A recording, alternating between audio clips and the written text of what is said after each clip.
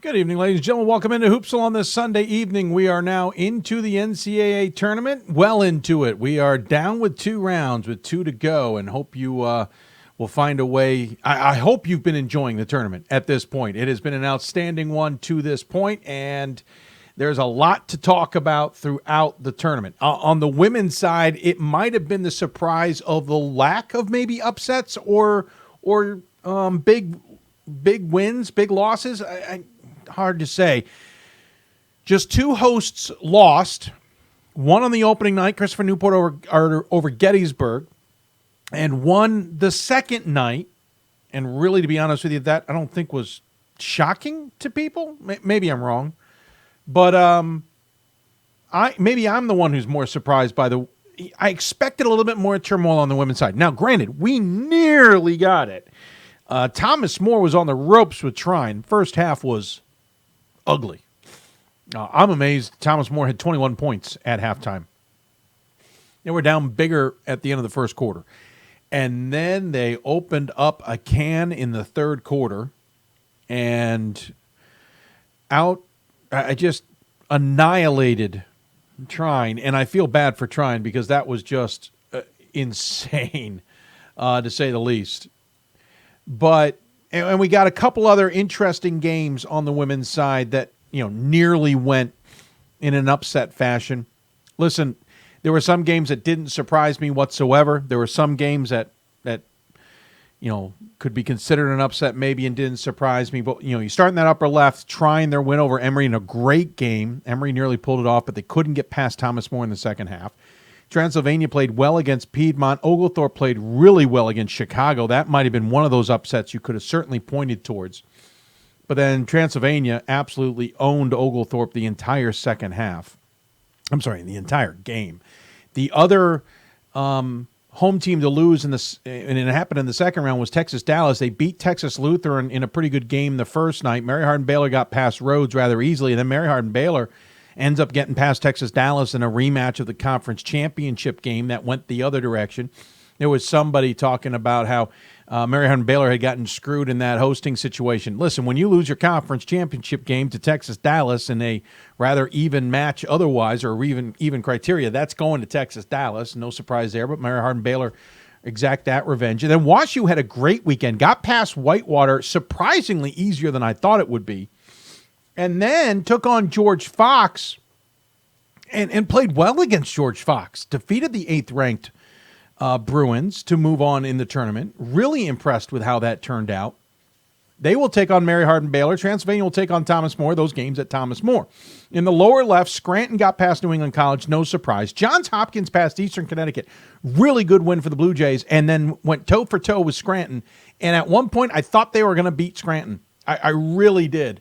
I thought Scranton was in a little bit of trouble at one point when Hopkins kind of came running back at him, and hats off to Scranton. Held them off, did what they needed to do, and ended up beating Johns Hopkins. So Scranton moving on. Christopher Newport, we mentioned earlier, beat Gettysburg in a behemoth of a game in the first round. That was a great back-and-forth game. Mount St. Mary and Westfield State had a tremendous game in the first round as well. Unfortunately, it went Mount St. Mary's way, and I would argue it went their way because Westfield State doesn't normally have to deal with running half-court offenses and running set plays late in games. Mount St. Mary then got blown off the court by Christopher Newport. Messiah got past Hilbert, and Hilbert was tight there for a little bit, and then Messiah kept them a distance. Baldwin Wallace had a great win over Rochester Tech in a really good back-and-forth game. And then Messiah got past a really good Baldwin Wallace squad. That was a good game for Baldwin Wallace. Messiah just showed to be a little bit stronger in the end. Haverford-Rosemount wasn't a game, unfortunately. Feel bad for the Ravens. Tufts Western New England certainly wasn't a game either, but Haverford gave Tufts all it could handle. I'll admit, I'm slightly surprised Tufts won that because I thought Bobby Morgan and her squad had Tufts' number, and Tufts ends up surviving. They all go to Scranton now. Christopher Newport will take on Scranton, another Mid-Atlantic battle, and Messiah will take on Tufts. There's 3 Mid-Atlantics in that pod. You certainly wish that could have been changed up a little bit. St. Thomas got past Ripon. Illinois Wesleyan, to me, no surprise they lost to Wisconsin Lutheran. I liked Wisconsin Lutheran, and to be honest, they gave St. Thomas a bit of a game before the Tommies won by 18. Amherst, good weekend, got past Husson rather easily. Geneseo and Vassar, that ended up being a really good game until about early in the fourth quarter, and then Geneseo caught fire, and that game was over, beating Vassar. And then gave Amherst a good game, but Amherst just a little bit more experience, a little bit more talent there in that game. Oshkosh, good weekend, got past Pomona-Pitzer, I think surprisingly easily. I thought Pomona-Pitzer would be a tougher matchup. DePaul and Loras put on a good game, but DePaul was just too strong an opponent. And then Oshkosh and DePaul came right down to the end. Great battle there. Oshkosh, the victors. Wartburg blitzed Bethany Lutheran and then blitzed Hope. Did not see that coming. 79-49, and the game wasn't even that close. And that's after Hope got past Wheaton. Wartburg is on a tear right now. They'll take on Oshkosh. Amherst will take on St. Thomas. Those games in St. Paul. You know what? The way I was watching it, I think Wartburg comes out of that grouping. Just the way Wartburg's playing right now is scary good. DeSales got past Shenandoah, so not surprisingly easily, because Shenandoah, again, an 8 seed in the ODAC. Not surprised there. Middlebury got past John Carroll in a really fun game. And then DeSales absolutely held Middlebury. A really impressive win by the Bulldogs. St. Joseph's of Maine got past MIT. I thought that was a really good win, and I thought it would show St. Joseph's was going to be the better team. Ithaca did not look good against SUNY IT. Different game against St. Joseph's, though. St. Joseph's nearly came back. They got within single digits on Ithaca, who had controlled most of the game. Ithaca ended up winning. New Paltz looks really good right now, folks. Defeated Rutgers Newark easily. Defeated Emmanuel more than easily. Bowdoin on the other side had to deal with Smith. Smith nearly pulled off the upset themselves. But it's New Paltz versus Bowdoin, DeSales versus Ithaca in Brunswick, Maine. And I'll be honest with you, don't sleep on New Paltz. Outstanding women's bracket. On the men's side, Whitman looked great against Texas Lutheran. It was too easy. Pomona-Pitzer destroyed Texas Dallas, who only put up 37 points. Shocking result there. Not that Pomona-Pitzer isn't good, but that Texas Dallas just wasn't in it. And then Pomona-Pitzer kind of gave Whitman a game, but Whitman ended up holding on to that near the end. Whitman is just a much better team playing much better basketball right now. Williams got past Husson rather easily. I'm not surprised there. Gwen and Mercy with the upset of Plattsburgh. The men's side full of upsets. Really impressed with Gwen and Mercy. But they weren't the match for Williams. Williams is finally playing well after struggling down the stretch, but they now have to take on Whitman. In the meantime, Christopher Newport easily handled Albertus Magnus, which surprised me. Alfred with the big upset of Ramapo. Hats off to the Saxons on a big win there. They didn't have enough firepower to take on Christopher Newport. Hamilton got past Penn State Barron and only in the final minute. Penn State Barron was about to pull off a huge upset. When Hamilton finally got their ducks in a row and figured it out, took out Barron.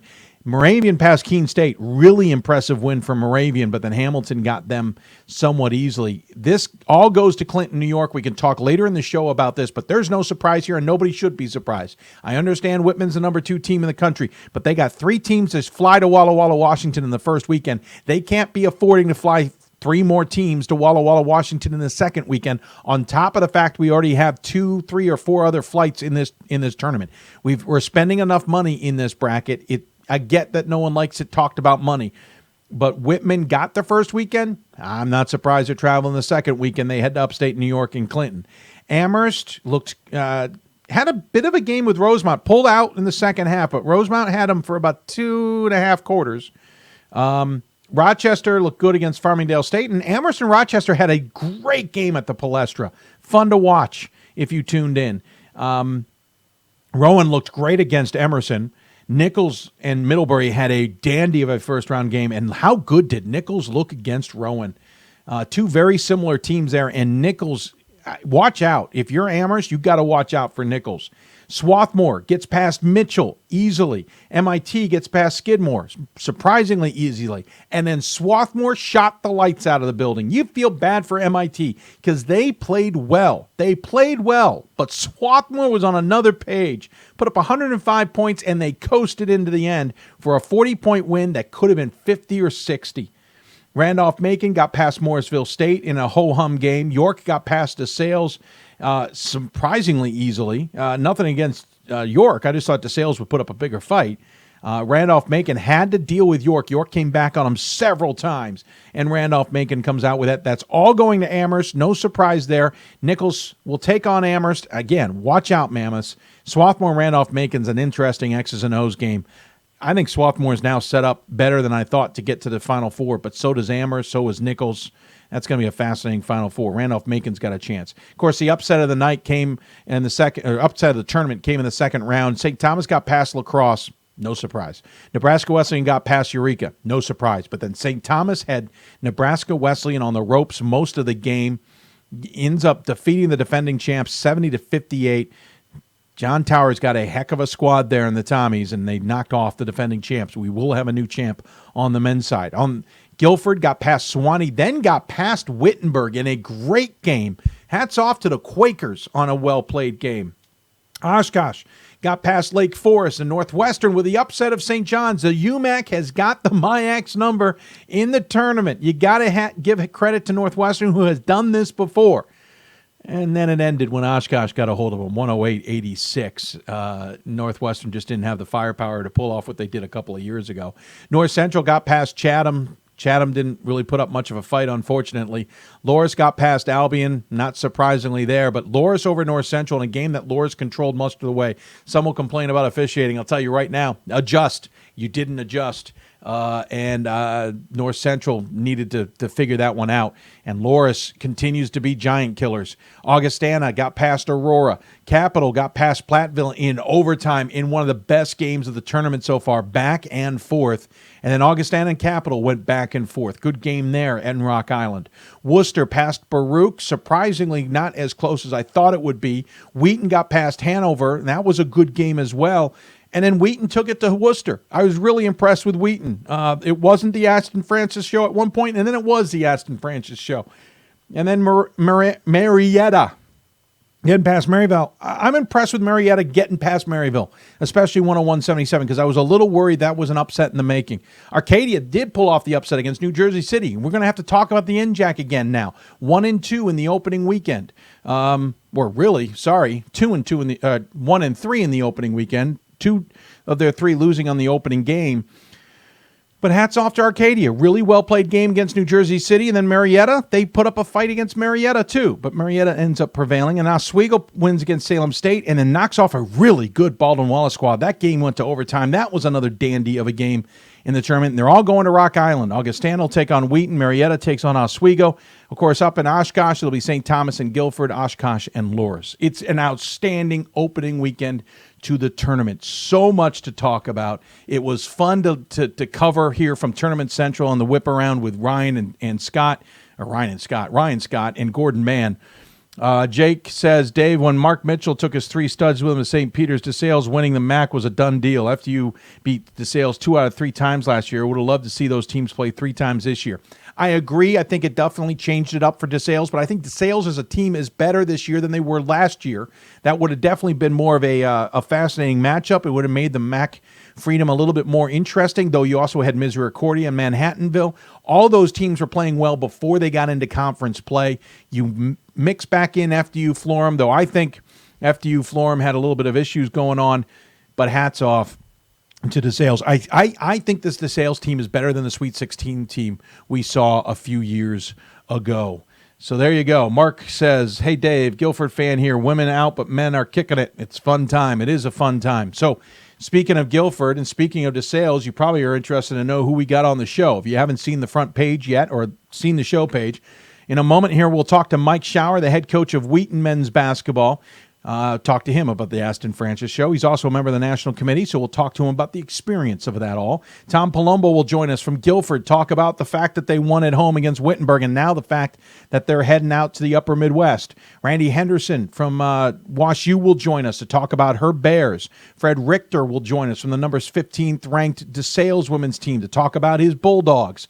Bill Broderick will join us from Christopher Newport to talk about the captains and maybe the fact that they're flying under the radar. And then Dave Hickson will join us to talk about the number 7th ranked Mammoths of Amherst. It is a jam-packed show. You can tell by my tempo that we are moving because we got to keep this show moving, to keep this show within 2 hours.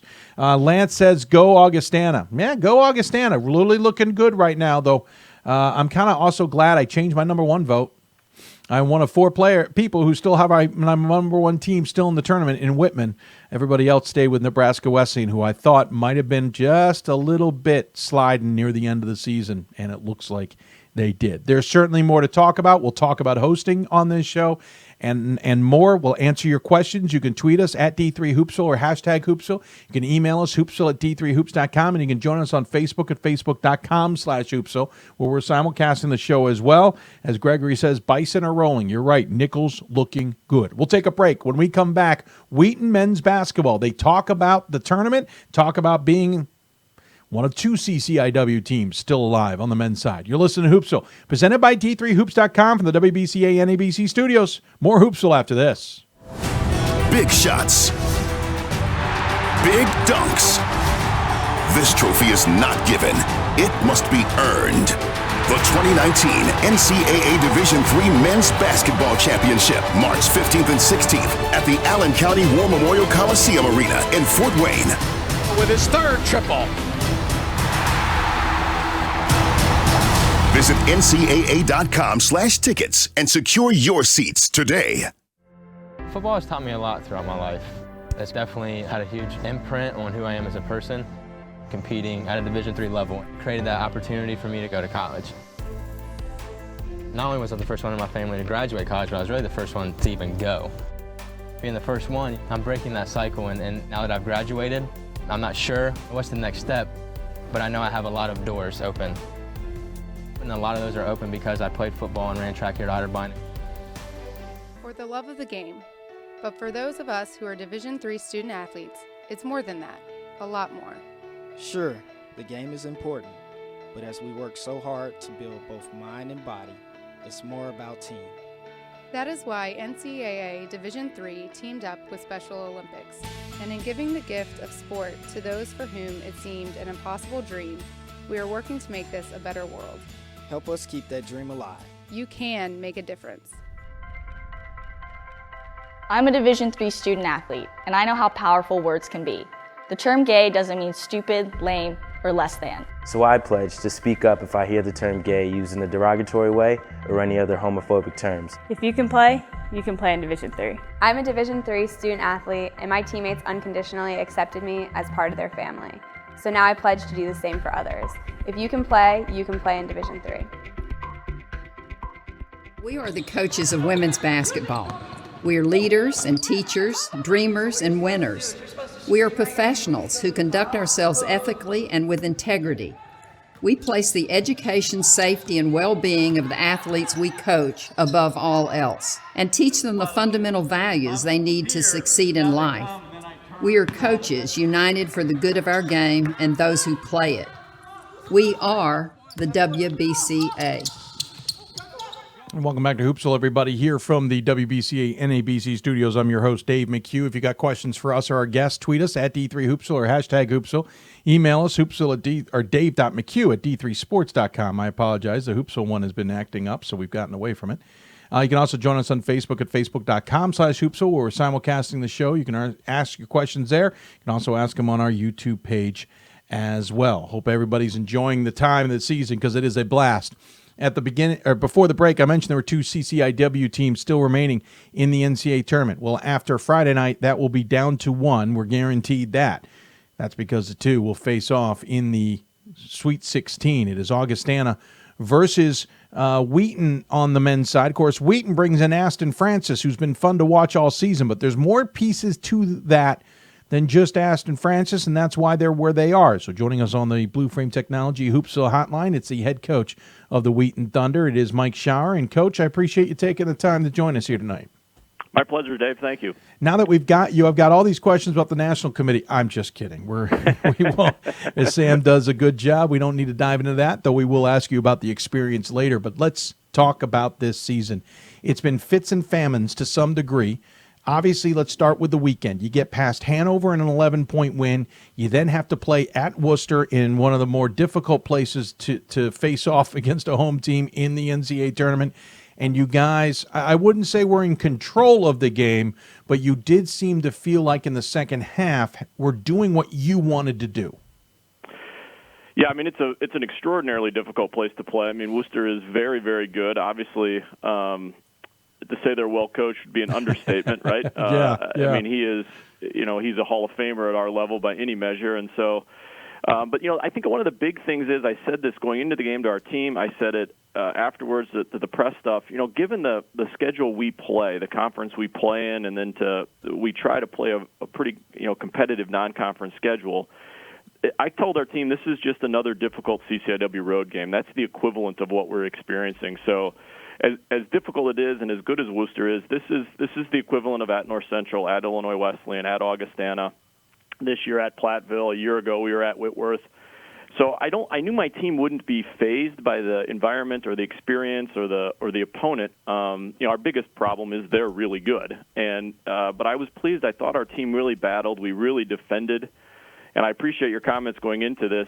Aston gets so much attention, and he should. He's a really uniquely special offensive player. But we are more than that in the sense that we've been a pretty good defensive team all year. Luke Peters is as good a defensive guard as I've coached, and so we do a lot of different things. He draws the headlines because of the numbers he puts up. But I thought the game against Worcester was really indicative of our season at its best, meaning we got a lot of contributions from a lot of people, not all of which show up in a stat sheet. Well, and that's the thing is you look at the box score, Mike, and it's 43 points for Aston on 13 of 33 shooting, 5 from Paisley, 5 of 18 from beyond the arc, with 12 rebounds. And the next highest guy is off the bench at Luke Anthony with 9. You got a handful of guys at 6. And if you do look at the box score, it's like, okay, it's Aston Francis and everybody else. But I vividly remember Ryan Scott in the whip around last night say, at halftime, it's this. Francis he's got this, or, they've got this. Aston had 14 points. Your next guy was 6 points was Anthony. And his point was there's other guys contributing right now. It doesn't have to be Francis. It ended up being Francis. He put up 43. But you guys didn't need him all the time. That said, I famously said, as Wheaton goes, as Aston Francis goes, as goes Wheaton. You're at a point now where you need to find those other options offensively if anybody wants to shut down Francis. How difficult is that, or are we just not seeing it? No, I mean, it's a fair statement. Obviously, you just have to look at our seasonal box score to realize we're pretty dependent on him offensively, right? There's no argument to be made against that. But I do think, if you go back to individual games, we usually get another guy or two close to that double-figure mark.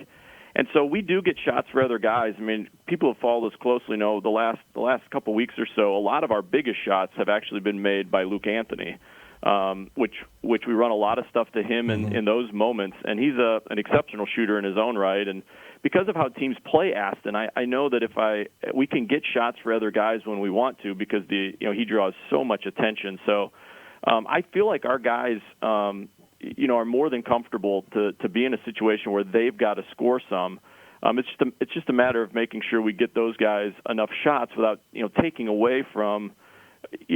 I've coached a long time. I've never coached somebody who can score at the pace Aston can, and so you don't want to go away from it too long, right? I mean, eventually you're going to come back to it because he's got an ability to get going at a level that. Honestly, in 26 years, I've never seen anybody else do, and so you're going to go back to it. So it's that constant balance, and to be honest with you, Dave, it's been a challenge for me all year and really all three of Aston's seasons to try to find that balance and help my team find that. The good news for everybody out there is this is it. He's done after this season. Well, not everybody. I would love to have him for another year. I was talking about everybody else. 33 points a game is what he's averaging. 8.5 is Luke Peter. 8.1 is Luke Anthony. You're taking on Augustana in the next round. Let's talk about a program you don't know. Obviously, you know them well. You lost to them back on the 16th. You lost to them on the January. You lost to them on the 6th of February. Oh, and you lost to them. I mean, they've got your number, but they've been tight games. It's not like these games have been something we haven't been able to look at and see how dandy they can be. But you got to play at their place. Is there anything you can take from the earlier two games at this point in time? Can you lean on those games and learn something?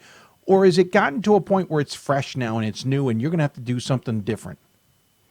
Well, actually, this will sound like a tremendously political answer. I think it's both, right? I'm going to go right down the middle. I think it's a little bit of both, meaning there is stuff to take from the fact we've played them before, and the simple thing to take from them is we believe we can beat them. Mm-hmm. Now, if you look over the course of the last few years, most of our games with Augustana have gone to the wire-ish. Yeah. We've been there with a chance to won the one game a year ago there.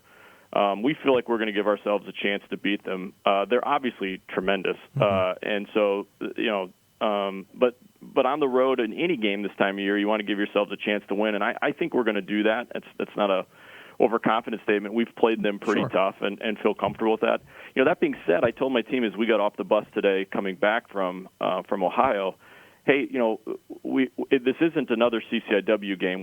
It's an NCAA tournament game, so I want to keep it fresh. We're going to approach them like we would if we didn't know them. So we're going to approach it the same way and build our scouts and everything as if we were playing the same way we did Hanover, and try to really present it more as the NCAA tournament game and try to find some enthusiasm and excitement from there. Obviously, there'll be a few dots and I's dotted and T's crossed that we've already done because we know them so well and they know us so well. But it isn't the February CCIW game. It's an NCAA tournament game now, and so I want my team to feel the excitement of that. Sometimes when you play a known opponent in the NCAA tournament or at a known location, it can take a little bit of the edge off of that. I don't want that to happen. I want my team to really enjoy what we're doing and have an excitement about it. But with that in mind, and it's a great strategy, how do you make sure that they are focused like that and they're not going, okay, yeah, and we know Augustana, and glaze over what you're trying to accomplish in that?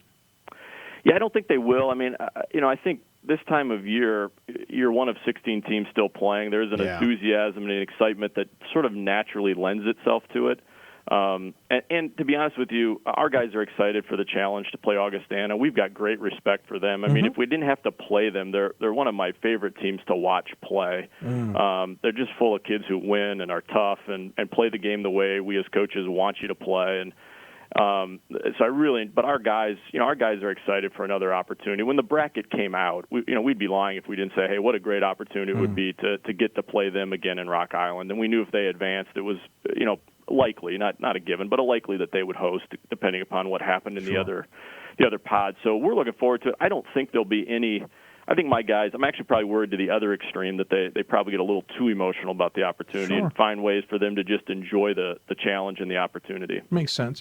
What is it about Augustana you think you got, and I'm not looking, any coach on the air, I don't look for you guys to break down X's and O's to give things away, but what do you see in Augustana you think you can exploit? How do you hope to maybe get Francis free, as it were, et cetera, et cetera? What do you see in this game that you guys think you can maybe do to win? Yeah, that's a great question. Obviously, I'm not going to reveal a whole lot about how we're going to try to get Aston Francis. Give me it all, Mike. We've got to come up with new ways almost every night for him because we see so many. I mean, I've never seen teams attempt the variety of things teams do defensively with him, and so we kind of have built up all sorts of different options to try to help get him some shots. Because, like I said, even you got to go back to him. I mean, he is such a gifted offensive player. I don't know that there's a single thing I would say we can exploit against Augustana. We feel like we've scored against them at a rate higher than most teams have done. And the big thing for us is, can we stop them? The game there, we just could not stop them. They scored. I think they put up 93, something like that. And that's the key for us, is really they are so balanced offensively, and their four best offensive players are really gifted, and each of them on any given night could lead their team in scoring. And so we've got to find a pretty special defensive effort to get there. I am buoyed and encouraged by the fact that Worcester is somewhat similar. I mean, they're a very balanced team offensively, and we managed to control them a little bit. So that's the key. Can we stop them? That's really the key. We've got to be able to contain them and control them defensively. Quickly before I let you go, obviously on the national committee for the first time, representing the Central Region, taking over for Greenville's head coach in that role after he stepped down. What was it like on the first year? What was it like to be see it from a national point of view? Yeah, loved it. I was a few years ago, like a lot of coaches around the country, not complaining about the national committee, but yes, we were. questioned why do we do this? Why do we do that? And it was actually Mike McGrath, who's a good friend, the coach at the University of Chicago, who kind of challenged me to get involved. And I thought, well, that's a great challenge to say, instead of say, well, why do we do this? Be a part of the process. And so when Coach Barber, his term came up, I thought, you know what, let's pursue this, and I'm really glad I did. It's been an amazingly positive experience for two reasons, Dave. I can tell you, one, the men that are currently on the committee, and I would imagine the men and women that preceded us, it's a role we take very seriously. We understand the weight of what we're doing, and the amount of work we all put in is pretty extraordinary to me. So it's been a wonderfully positive experience. I've absolutely loved it. Challenging work.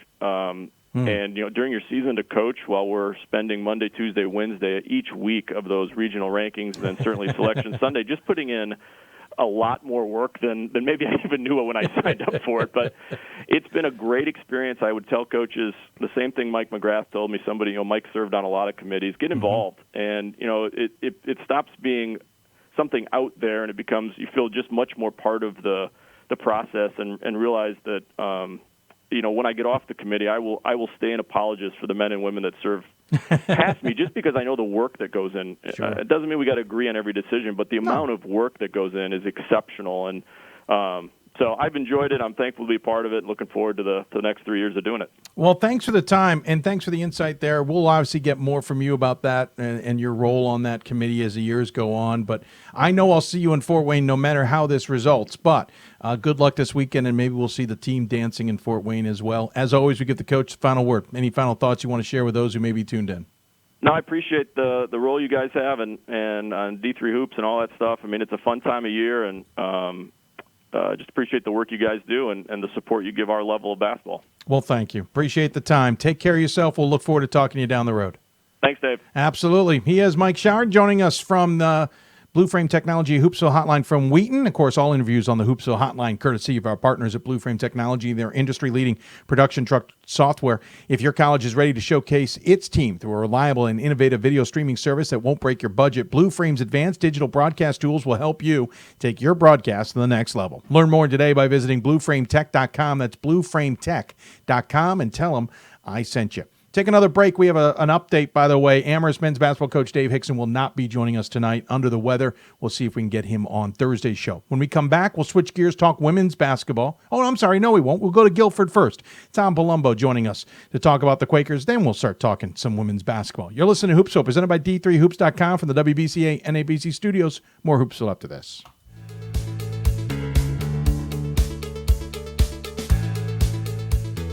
Being a part of the different activities and organizations that I've been a part of, I'm actually able to see myself where I'm like, hey, I actually can make a change. I'm one person that can make a difference. Division III has helped me to develop teamwork skills, critical thinking skills, time management skills. It's not just about basketball, or it's not just about school. It's about developing yourself as a person altogether. Welcome to the University of Wisconsin-Eau Claire, home of Blue Gold Athletics. UW-Eau Claire has been ranked a top 5 regional public university for over 20 years. We graduate champions with the lowest debt and highest return on investment in the Midwest. Blue Gold Athletics is a Directors Cup Top 20 Division III program offering 22 sports with almost 700 student athletes. UW-Eau Claire is about excellence in the classroom, the field of competition, and the community. Are you the next Blue Gold? My name is Marcus Walker. I was All-State, won a state championship, a high school All-American, and played college and pro ball. I played because I love the game. I grind to be the best. I sweat because I put in work. I'm strong because I believe. When I want to bring it before game time, I come to the house that college basketball built, the CBE. No matter your skill, take it to another level. Elevate your game right here at the College Basketball Experience at Sprint Center. Big shots. Teamwork. This trophy is not given. It must be earned. The 2019 NCAA Division III Women's Basketball Championship, March 15th and 16th at the Krager Center in Salem. Bounces right back with a triple. Great job here. And that'll do it! Visit ncaa.com/tickets and get your tickets today.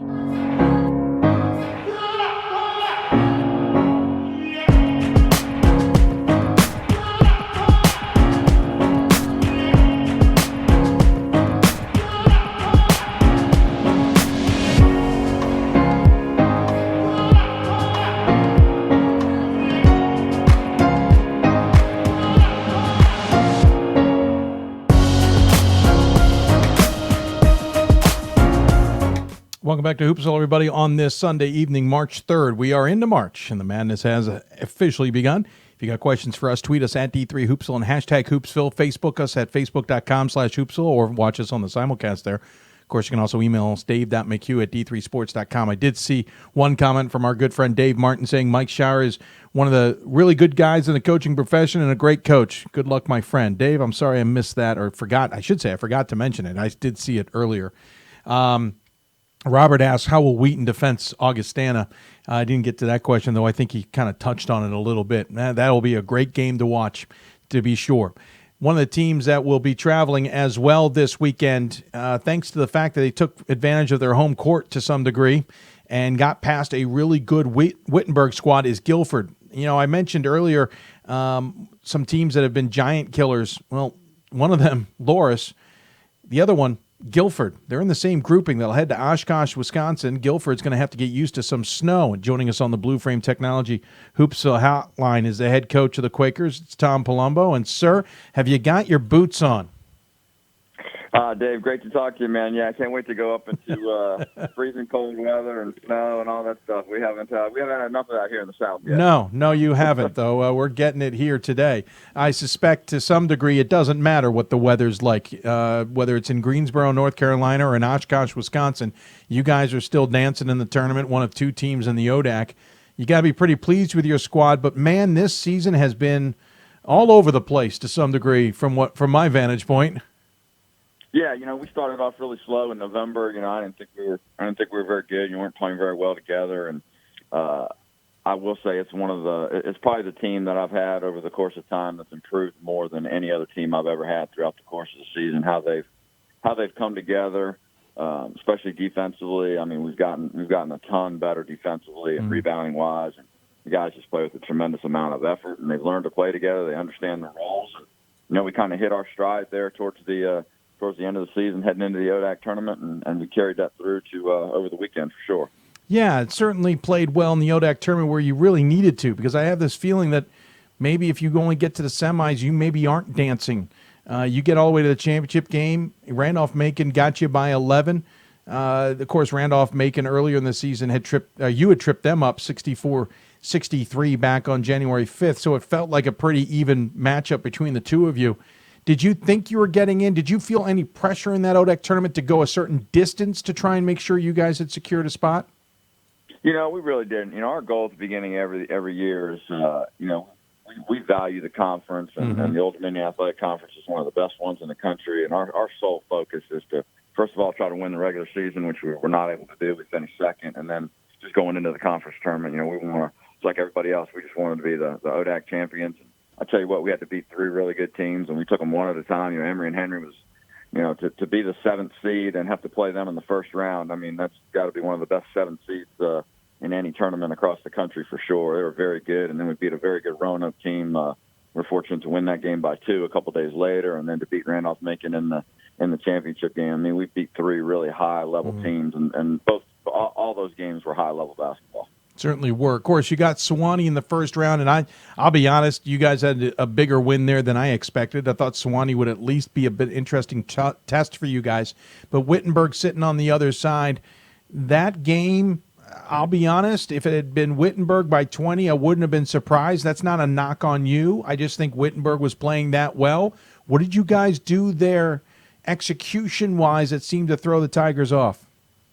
Yeah, I mean they're very good. Matt does a great job. They've had a great season to win that league and win at Worcester was you know, that's phenomenal. You know, I thought it was a really good college basketball game. You know, both teams we went at it. We were tied with, you know, a couple of minutes to go, and you know, we were just able to make a couple plays down the stretch and get a couple stops on them, because that game was, you know, we were never separated by more than a few points until the final minute or 2 of that game. So it was a classic knockdown, drag out, and unfortunately we hung on there at the end. Yeah,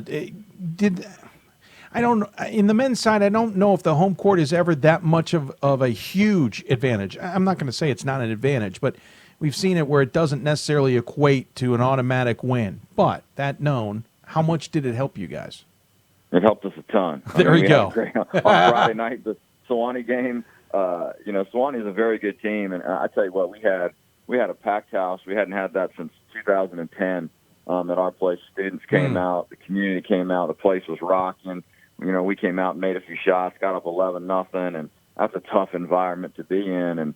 And we kind of just snowballed on that. We started shooting the ball really well, and that's how it got from there. And then you know, we come back the next night on Saturday. It's a big high school basketball night with you know, the finals, the sectionals for them, and things like that. We still had over 1,000 people come to the game. Wow. Great atmosphere.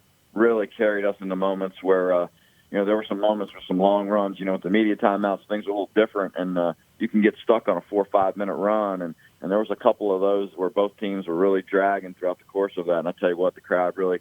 We'd we'd just make a regular layup, and you know, it sounded like we had made 10 straight points, and that really gives you that extra energy, especially when you're feeling a little fatigued. Sure, makes sense. How do you get this team now ready? We'll talk about them specifically in a little bit, but how do you now get them ready for this trip? Because at least this season, you guys didn't really go far. You guys kind of stayed in the ODAC or stayed in your neck of the woods to some degree.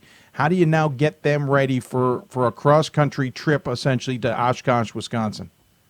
I'll tell you what, we actually had the advantage of, you know, we played at the University of Iowa this year, so we flew out there. Oh, I forgot about that game. Yes, did a similar. It's a similar situation. You know, we got our flights all organized today, and a little bit shorter time frame. We had a month to try to get our flights together for Iowa, but the 1 day thing here. But our athletic director Sue Bauer did a great job. She's really running the show and got us all organized and got our travel plans together, and so we feel really comfortable about the process, and our guys are, you know, that's the one thing we're used to getting on a plane and going to play, and so and going to the Midwest too. So, you know, we had that trial run back then, and so I think it won't be that much of a shock for the first time for some of these guys to be on a plane or to get off and do those kind of things. Thanks. And it might be a lot of snow, and it might be a lot colder than it was when we went there. But that's okay. The gym will be warm, I'm sure. Yeah, I forgot about that game in Iowa. Thanks for the reminder. So that certainly you guys have actually gotten on and done a big, long trip. Marcus Curry leading your way as a senior. Carson Long second on the team as a senior. Kyler Gregory third on the team as a junior. 15.4, 12.6, 12.6, 7.1 rebounds, 6.2 rebounds, 8.1 rebounds. They also hand out assists themselves. That's an interesting trio, and I don't want to leave out Jalen Gore either, who's a sophomore at pretty much 10 points a game, 4 rebounds, 4 assists. That trio of even numbers and rebounds and that quad where you got the guy distributing the ball, that feels like a very dangerous kind of setup when you're in the NCAA tournament. Yeah, we've been very well balanced. We have a lot of guys who do a specific role and they understand it and they do it really well. And obviously those guys that you mentioned, that score points and get rebounds and those things are obviously really important to us. And those guys can explode on any night. And Joe Logan's one of the best. He does his run, one of the best defenders that we've had here at Guilford. He's been shooting the ball really well. And we bring some guys off the bench. Liam Ward and Will Leckenby and Luke Harkins, Steve Rosala, Trent Wells, those guys all come in and understand what their role is, and they do it really well. And when those guys come in and we can, elevate our lead, or if we're down and they chip into the league, it's a big lift when we can keep moving that game forward. So we've really come into that kind of that rhythm as we've hit the middle of February and onto March Madness, I guess. You play about 10 guys in most games, too. I mean, we do. You don't shy away from that bench. Do you have to tweak it, though, with media breaks, or are you still willing to go deep? No, we did it. We kept the same way. We tried to give guys maybe a little bit of an extra rest, like get them out right before the media timeout and everything, sure, to give them, and then get them right back and rotate them through. We've kind of kept with the same workforce during the regular season, and we just kind of kept that rhythm because I think the guys feel comfortable. They know when they're going in the game. They know, they kind of get a feel for it, and that's worked out really well for us. You mentioned earlier your athletics director taking over and helping out with a lot of the planning. You used to be the athletics director as well as being the head coach. I know we talked about it briefly when that transition took place and you went back to just coaching, but it's been a few years. It feels like it's been a little bit of time to let you settle back into what you've done. What's the difference now, and are you enjoying the fact that you really, in grand scheme of things, only have to worry about coaching?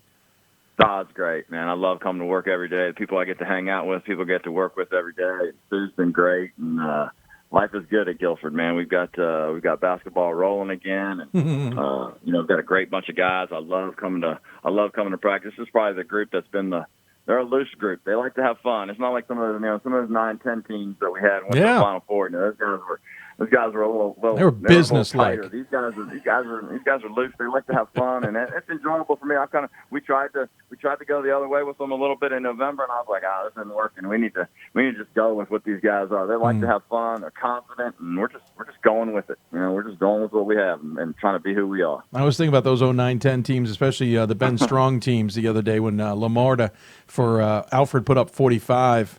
And I kept thinking to myself, 59's really the number you got to think about here.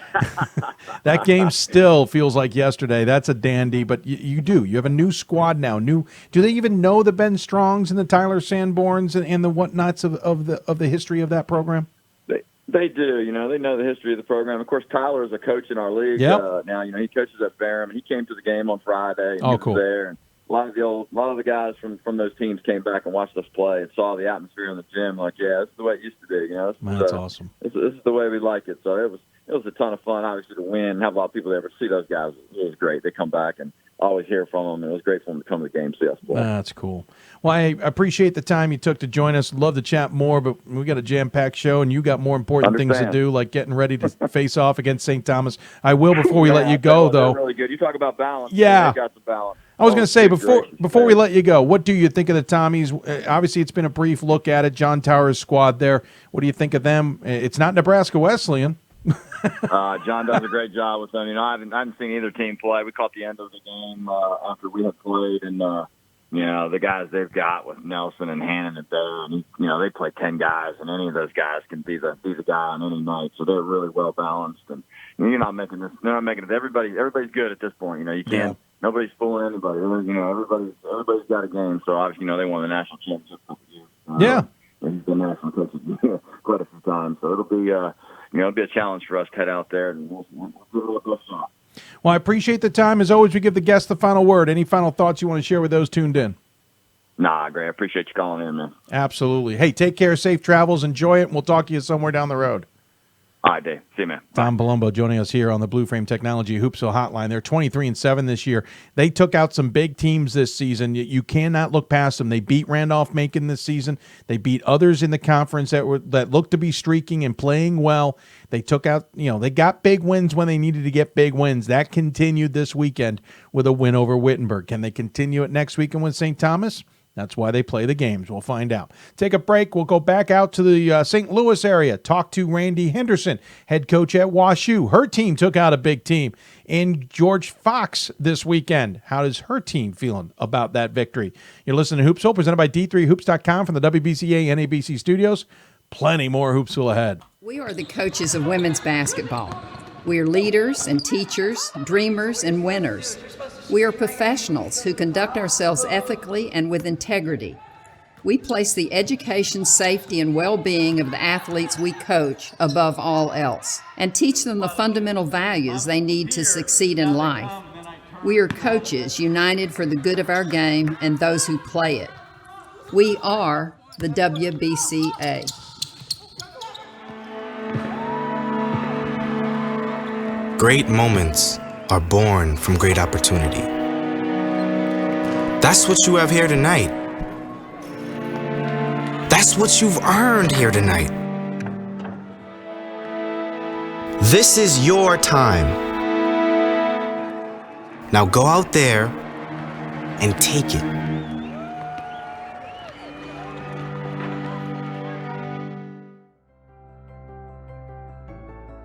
It's on us. It's on all of us. And it's time to act now. It's on us to start the change. It's on us to be the change. It's on us. It's on Division III. It's on all of us to stop sexual assault.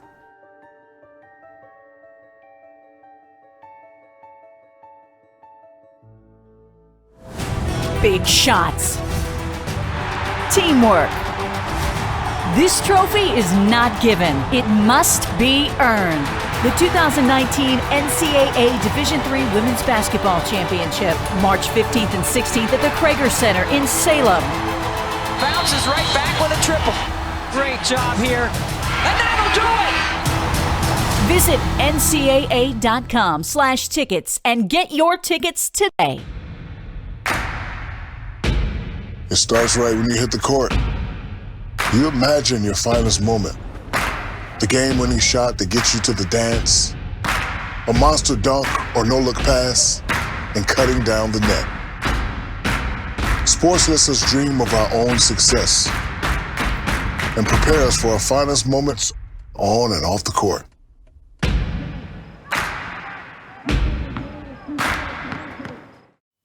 Welcome back to Hoopsville, everybody. Here coming from you from the WBCA NABC Studios. I'm your host, Dave McHugh. If you got questions for us, tweet us at D3Hoopsville and hashtag Hoopsville. You can also email us, dave.mchugh@d3sports.com. You can also join us on the simulcast, whether on Periscope or Facebook. Facebook.com/Hoopsville certainly has plenty of questions or people chatting it up. We got to push that, by the way, now that I think about it. Dominic Lamorta brings up someone who we probably know. He mentions Lamorta. Somebody for Alfred who had a pretty good weekend. We'll talk about him. A reminder, Dave Hickson is now not going to be on the show tonight, unfortunately, not feeling well. I feel bad for Dave. I'm sure he has been going through the ringer. We will try and get him on Thursday's show. So the back end of the show is a little bit, as we say in the TV biz, looser. So you'll be able to ask a bunch of questions. We can chat about a number of things that has taken place this weekend, and we look forward to interacting with you guys. Let's keep things moving now because we at least got to get through this segment, and then we can kind of slow the roll a little bit. On the women's side of things, to say the least, WashU has been playing really good basketball this season. A lot of the attention early this season was probably on Chicago. A lot of people looked at them and said, hey, they're the team to beat. They're going to be on top of the conference. They're the ones we need to watch out for. And WashU kind of flew under the radar. Probably didn't help that they started 3-4 on the season. But, man, have things changed since then, as they are now into the second weekend of the NCAA tournament, thanks in part, and by the way, I said 3 of 4 on the season. I apologize. I'm looking at the wrong team on my information. Coach is probably scratching her head wondering what team I might be referring to. They're into the second weekend of the tournament, thanks in part to the win over George Fox this past weekend. They were 21-6, kind of started a similar way. They had 5 losses in their opening 10 games. But, again, they're in the second weekend of the tournament, and Randi Henderson has her squad playing really well. Joining us on the Blue Frame Technology Hoopsville hotline, it is the aforementioned Randi Henderson with a much better resume than I tried to give you in the first place. Coach, thanks for taking the time to join us. Sure. Listen, we knew that the WashU program was in good shape when you took it over. Nancy Fay leaving it, certainly, but you were going to put your own flavor on things. And getting the NC tournament was kind of standard operating procedure. That hasn't stopped. But I feel like the season was good and the wins over Chicago were good. But that win over George Fox feels like your stamp on things. Is that a fair way of saying it? I don't know. The win felt good. Well, that's good. Yeah, they're a really incredible team, and they're scary on film and scarier in person. So I'm just really proud of the composure that our players played with during that game, and really happy for especially our seniors for that win for them. You were 5-5 again to start the season once I finally figured out what I was looking at. A loss to Texas Dallas, a tournament team. A loss to Illinois Wesleyan, tournament team. A loss to Westminster, which might have some people scratching their heads. A loss to Loras, not a bad team there either. A loss to St. Thomas, not a bad team there. But since then, you've had one loss. It was to Emory at their place at the beginning of February. Is there truly been a difference in 2 seasons here? Did you guys figure something out between the loss on the 29th of December and when you got into conference play a week later? I think they got really good Christmas presents personally, but... Oh, what'd you get, and can I have one? Well, we had some pretty hard injuries happen throughout our preseason. We had a starting guard go out in the UT Dallas game in the first 5 minutes of the game and tore ACL and didn't get to come back the rest of the season, and she was just one of those kids that's kind of like the heartbeat, and so it was a tough loss definitely from the gate. And then after that, during that Westminster messy period, we had 3 of our top kids out, Christina Schmelter, Carolyn Ballard, and Samantha Weaver, all at the same time. So we were definitely not in perfect shape, and I think and we weren't shooting the ball at all very well during that time either. So we definitely had our fair share of struggles and adversity and frustration. I think any team kind of goes through those different kinds of storms. For us, ours went all the way through till Christmas break, and Christmas break just came at a really good time, I think, for our players to just get away. And, we have a strong senior class, and obviously they're used to winning and played for a really good basketball coach for their first 2 years, and I run a different kind of basketball, but still, I think they just came back after break, and we had a couple conversations, and I guess, we got on the same page and we moved forward, and we got healthy, which helped. But we definitely have had, we even lost a starter in our Chicago game with to an ACL as well. So we just have had an interesting year. So we just kind of keep figuring it out, I guess. The gifts is certainly good enough in my book. I like maybe that the gifts spurred you guys, but again, you had to. If we look back at the last 3 games, you had to beat Chicago at home on the 23rd. Mm-hmm. You then beat Whitewater in the first round and George Fox in the second round. That's a heck of a nice 3 set there. The other thing too is you have been at home for the last 5 games. I assume the home cooking has worked well for this squad. And in some way taken some of the pressure off. I mean, everybody plays better at home. I think you get your routine, you get to eat what you want, you get to sleep in your own bed. We're very fortunate. I still really have no idea how we hosted, but I'm not complaining about it to whoever made that decision. That was a great decision for us. And so, yeah, it's been tough. There's a lot of really good teams. Chicago is a really strong team. I think that's no question about it. The way that they play is tough. Yeah. And then obviously our next 2 games were tough as well. But it helps us that we have seniors that have been through it and seen it done. And so, I just feel really fortunate and kind of still baffled, but I'm just rolling with it. Well, then roll with it. Let me ask you about 3 specific players. First off, Madeline Homily, obviously the leading scorer on the team at 17 points a game, 7.5 rebounds a game, leads the team as well. Obviously a significant presence, shooting 54%, though I'm sure you'd love to see the free throw percentage higher. What does she provide to you guys? Is it true inside-outside game that she's providing you in there, or is there something else going on that makes her such a threat? I mean, she's just a really mobile post player, so she can run in transition. She can crash the glass. She can rip from the high post. She's got about 15 to 17 feet for range. And she's pretty athletic, so she gives up the ball, too, in a double team well. She can pass out of a double team, so she's just a pretty hard person to, I think, game plan for. And she has played at a really high level ever since Christmas break, too. And she was playing well before that, too, probably our most consistent player leading into the break. But she just has continued to raise her level of intensity. And, she's one of those kids that at practice, she is pulling freshmen and sophomores aside and giving them coaching and teaching the entire practice. So it's not like she's, taking any possessions off. So it's been really fun to watch her. Well, an interesting experience, too, because she's a D1 transfer, South Dakota, as Chris tells me. That's got to bring a different kind of aura to the program. Yeah, I mean, I didn't have her first year or 2, whatever. It would be her first year transferring, but she's definitely a different kind of player. So it makes, and she's playing at that high of a level right now that you can tell why she was at South Dakota to begin with. So, sure.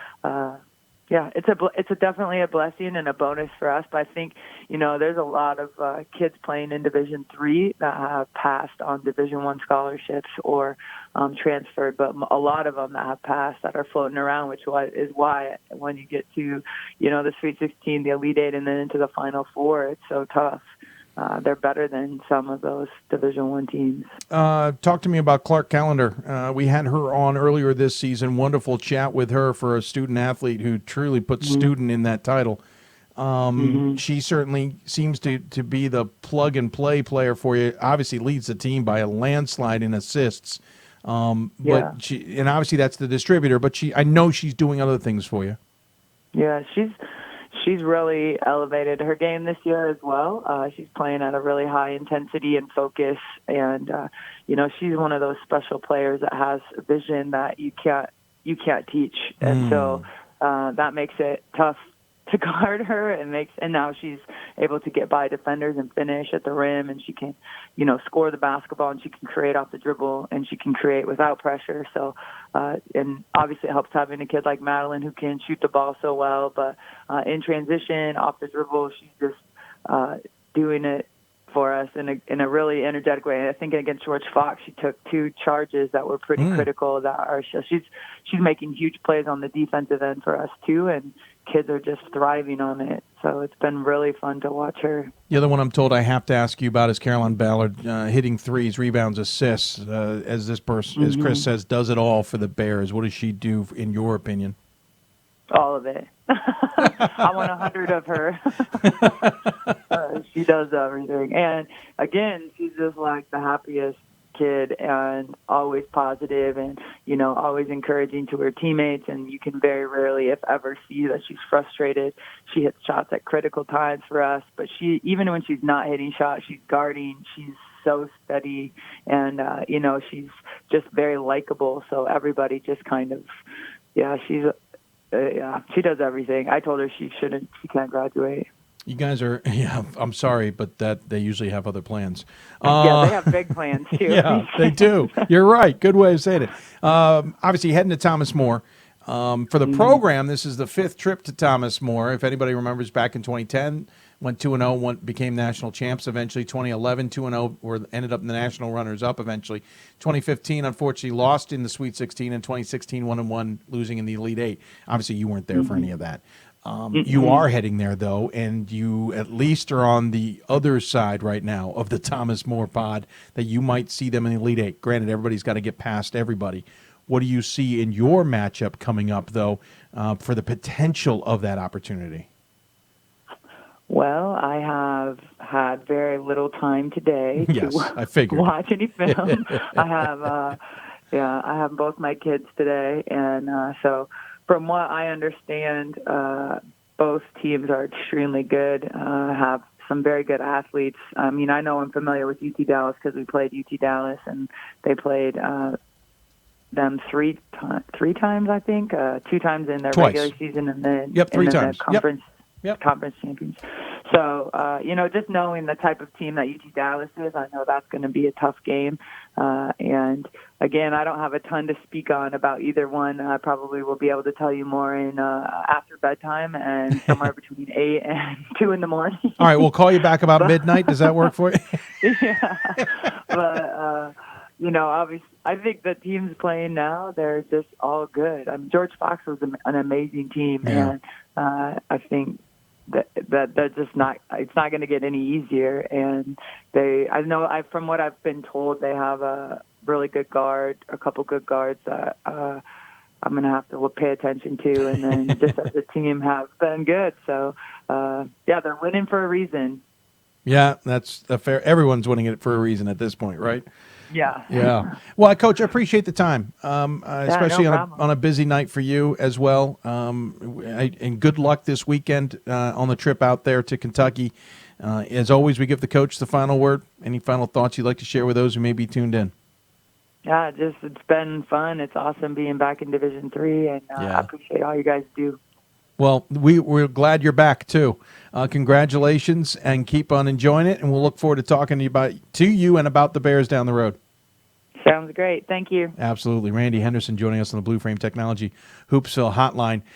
By the way, 30 trips, I believe, to the NCAA tournament for WashU. This is the 19th Sweet 16. It's almost synonymous that they get to the second weekend. Again, they're 5-2 at the Connor Center in Kentucky at Thomas More. We'll see what they can do this weekend. They take on Mary Hardin Baylor first.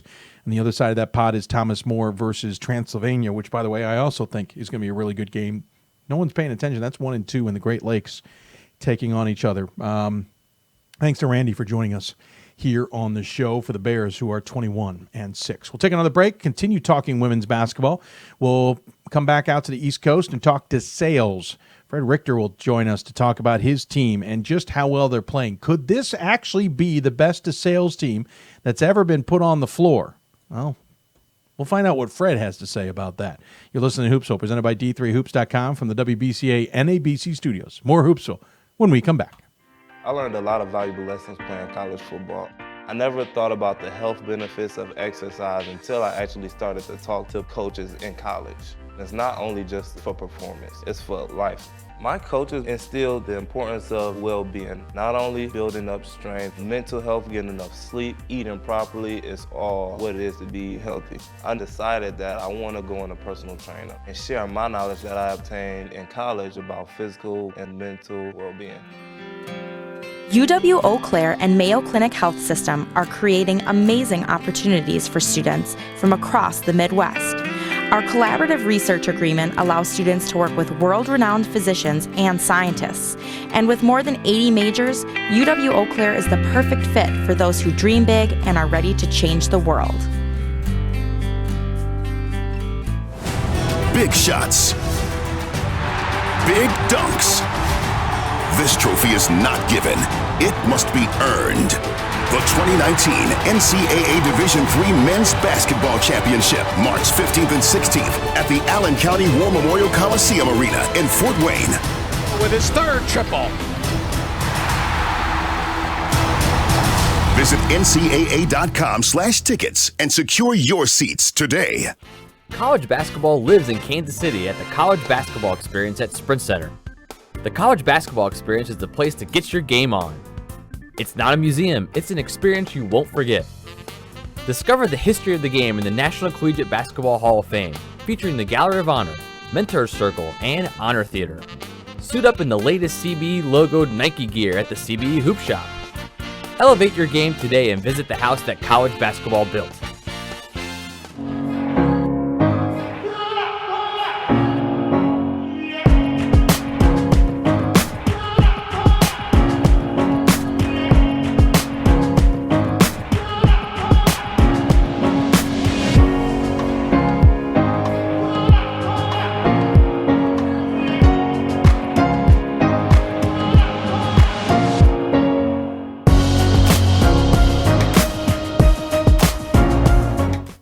Welcome back to Hoopsville, everybody, here on this Sunday evening. Don't forget, all interviews on the Hoopsville hotline are courtesy of our partners at Blue Frame Technology. Their industry-leading production truck software.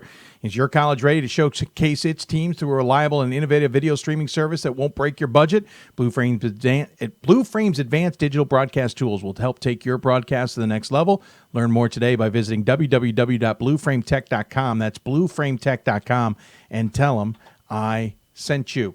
It is obviously a busy evening here as we have lots to talk about. We can't get through every single team, but we're glad to get to who we are. A reminder, if you're tuned in, hoping to hear from Dave Hickson of Amherst, unfortunately had to cancel tonight, or maybe postpone's a better way of saying it.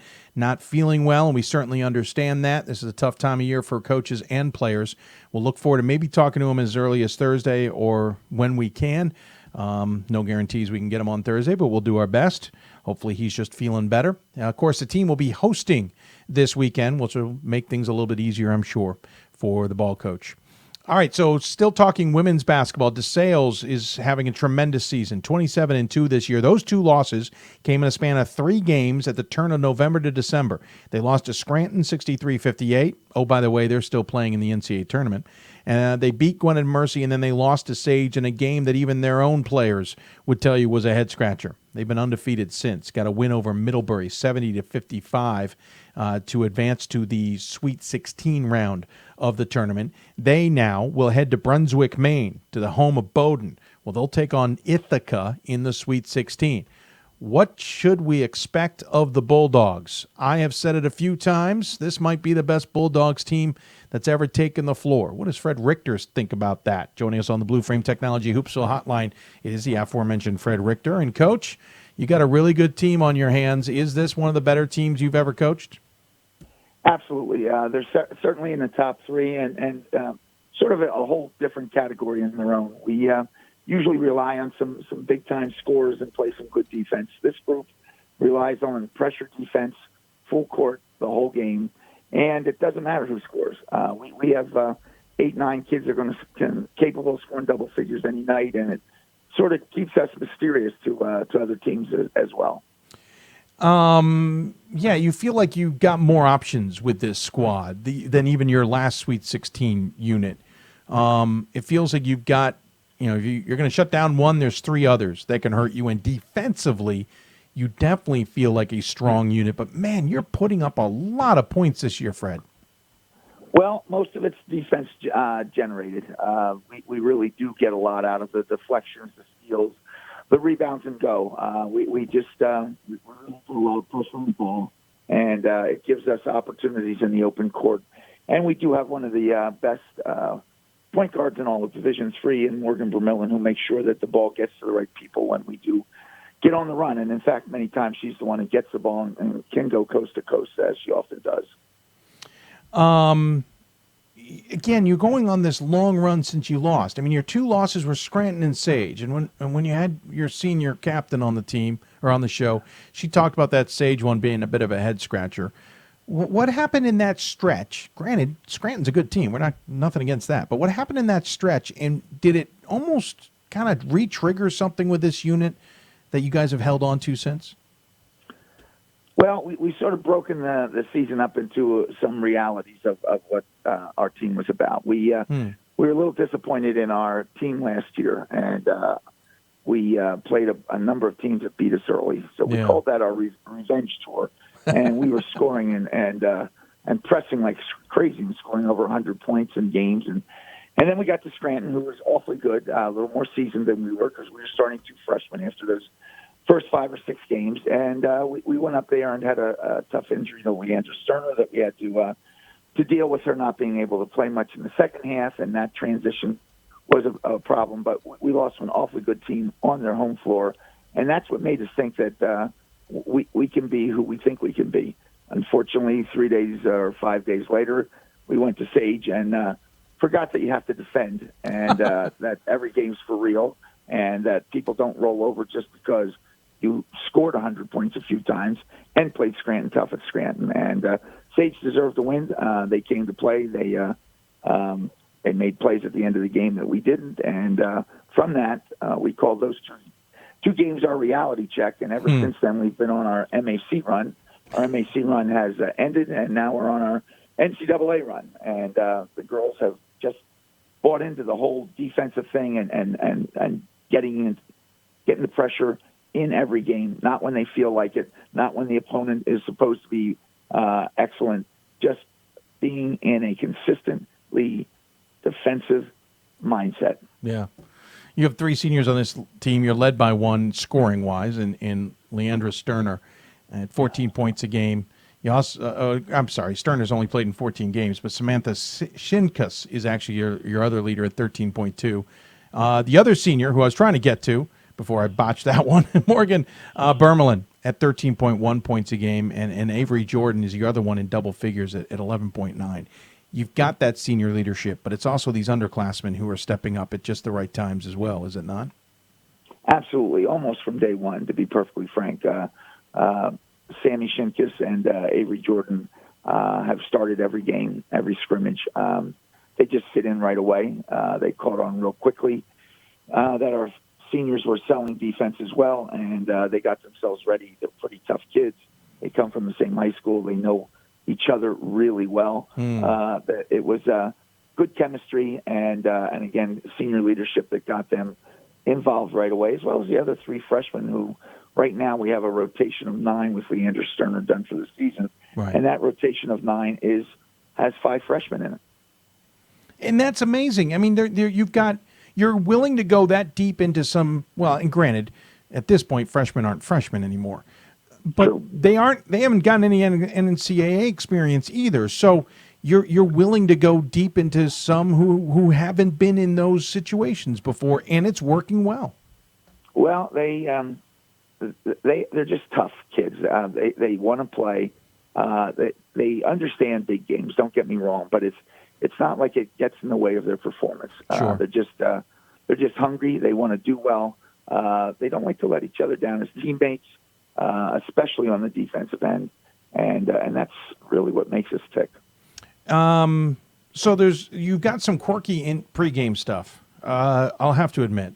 I believe it's Morgan, the one who does the crazy dance after starting lineups are announced. I'm surprised you haven't gotten involved with that, Coach. I know you're a big dancer.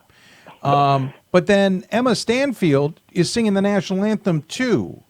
You got anybody else do juggling? Does anybody else do ball tricks? What else is going on in pregame that we should know about? You probably hit it all, except for trying to bang the door down to the basketball closet, of which many years ago we were banging on it so hard that we did break the cabinet that had all the equipment in there. The girls do get excited, and our traditions are fun, and they're all student-generated. Morgan's dance just started, and Emma sang the national anthem at all of our high school games. Wow. And after we had a local choir do the first game, we decided to stay live the rest of the year, and she loves doing it. She did it before the doubleheader, and we played the second game in the NCAA game the other day.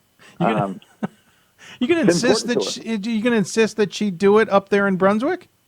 If they asked her, I know she would. She really enjoys it. I would just tell them that she's going to do it. I'd just throw a curveball, see what they say. I've been around long enough to know when you go into somebody else's territory, they're not real big on trying to take over. I'll make some calls for you. By the way, I also told that this is coming from your friend Mark Simon, by the way. Molly Jansko celebrated her birthday yesterday. He points out something that I think is really hard to do. She was a starter last year. She's now coming off the bench in a role play. That can sometimes be hard for players to adjust to. Obviously, we're all built as athletes that you go from role player to starter unless you're lucky enough to already be there. To go from starter to role player can sometimes be a time warp or a brain flip for people. How has she adjusted, and how has that worked? Well, we played Molly at the 4 for her first 2 years, and she wasn't that comfortable, and we kept feeling that she would be a tremendous 4 at our level. At the end of the year, she told me she'd much rather be a 5. At the beginning of this year, we realized we brought 2 talented 4s in with a whole different makeup than Molly that gave us some offense from the outside that we didn't get from her. So when we told Molly that she was going to be vying for the 5 position and probably coming off the bench, she actually said thank you, mostly because she was very comfortable being a 5.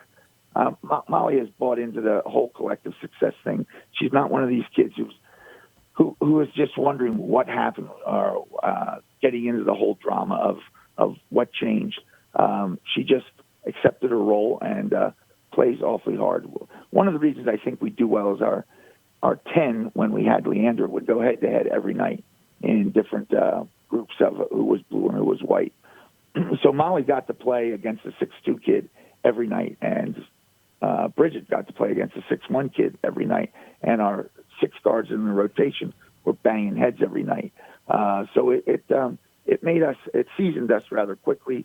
It got us into the whole understanding that we were all in this together. It didn't matter who started, even though we have a set 5 that only changed once Leandra left. Sure. But they get it. They're happy for each other. It's fun to be part of.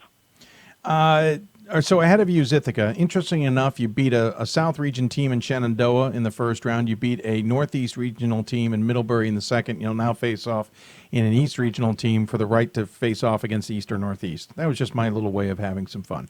I know it's early. You haven't dove that much into the Bombers necessarily, but it's 2 teams who were hosting this weekend who are now both on the road up at Bowdoin. What are you expecting from Ithaca, or what do you guys need to do to make sure you're still playing come next Saturday?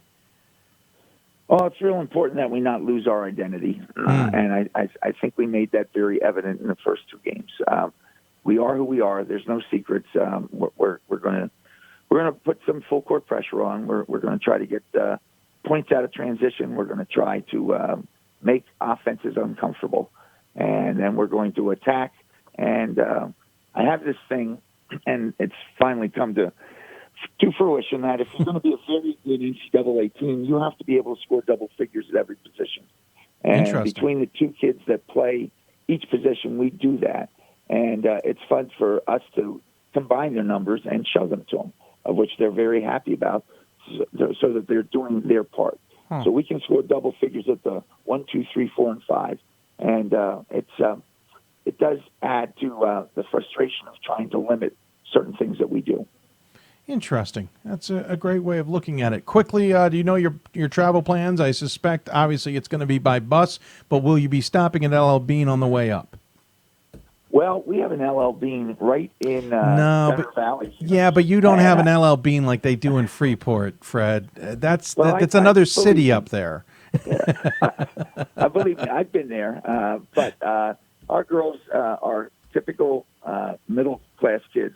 The money they have might be a couple extra pennies left over from their meal money. Yeah, they're not of the age for LL Bean to begin with, and that's my age store. And hey, I like that place too, Fred. That's what I mean. Ew, gee, you're calling me old, or are you calling you young? Which one? No, I'm calling you middle-aged, I think. Oh, okay. I got to be realistic. Yeah, you're right.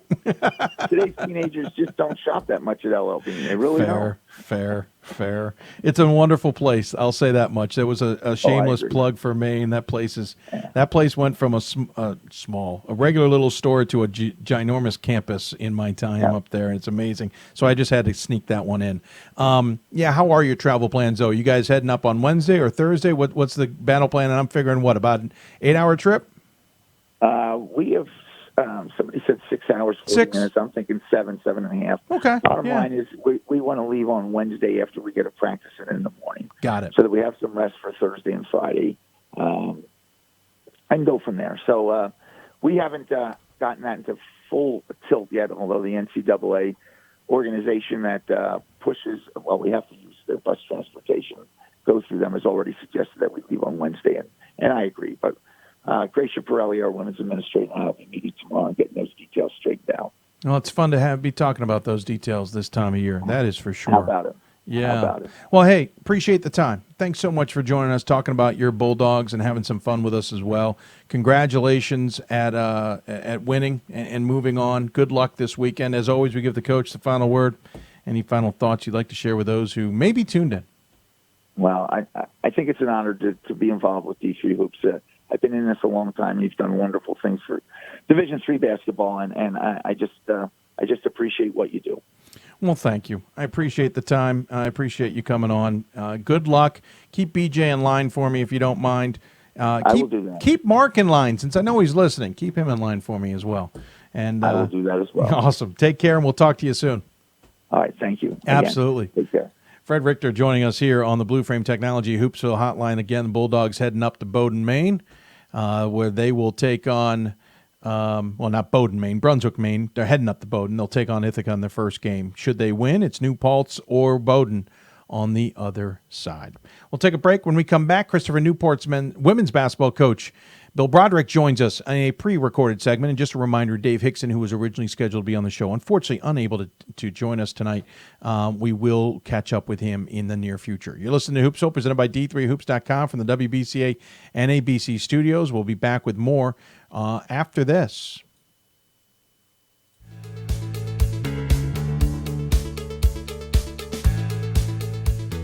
Being a part of the different activities and organizations that I've been a part of, I'm actually able to see myself where I'm like, hey, I actually can make a change. I'm one person that can make a difference. Division III has helped me to develop teamwork skills, critical thinking skills, time management skills. It's not just about basketball, or it's not just about school. It's about developing yourself as a person altogether. Welcome to the University of Wisconsin-Eau Claire, home of Blue Gold Athletics. UW-Eau Claire has been ranked a top 5 regional public university for over 20 years. We graduate champions with the lowest debt and highest return on investment in the Midwest. Blue Gold Athletics is a Directors Cup Top 20 Division III program offering 22 sports with almost 700 student athletes. UW-Eau Claire is about excellence in the classroom, the field of competition, and the community. Are you the next Blue Gold? My name is Marcus Walker. I was All-State, won a state championship, a high school All-American, and played college and pro ball. I played because I love the game. I grind to be the best. I sweat because I put in work. I'm strong because I believe. When I want to bring it before game time, I come to the house that college basketball built, the CBE. No matter your skill, take it to another level. Elevate your game right here at the College Basketball Experience at Sprint Center. Big shots. Teamwork. This trophy is not given. It must be earned. The 2019 NCAA Division III Women's Basketball Championship, March 15th and 16th at the Krager Center in Salem. Bounces right back with a triple. Great job here. And that'll do it! Visit ncaa.com/tickets and get your tickets today.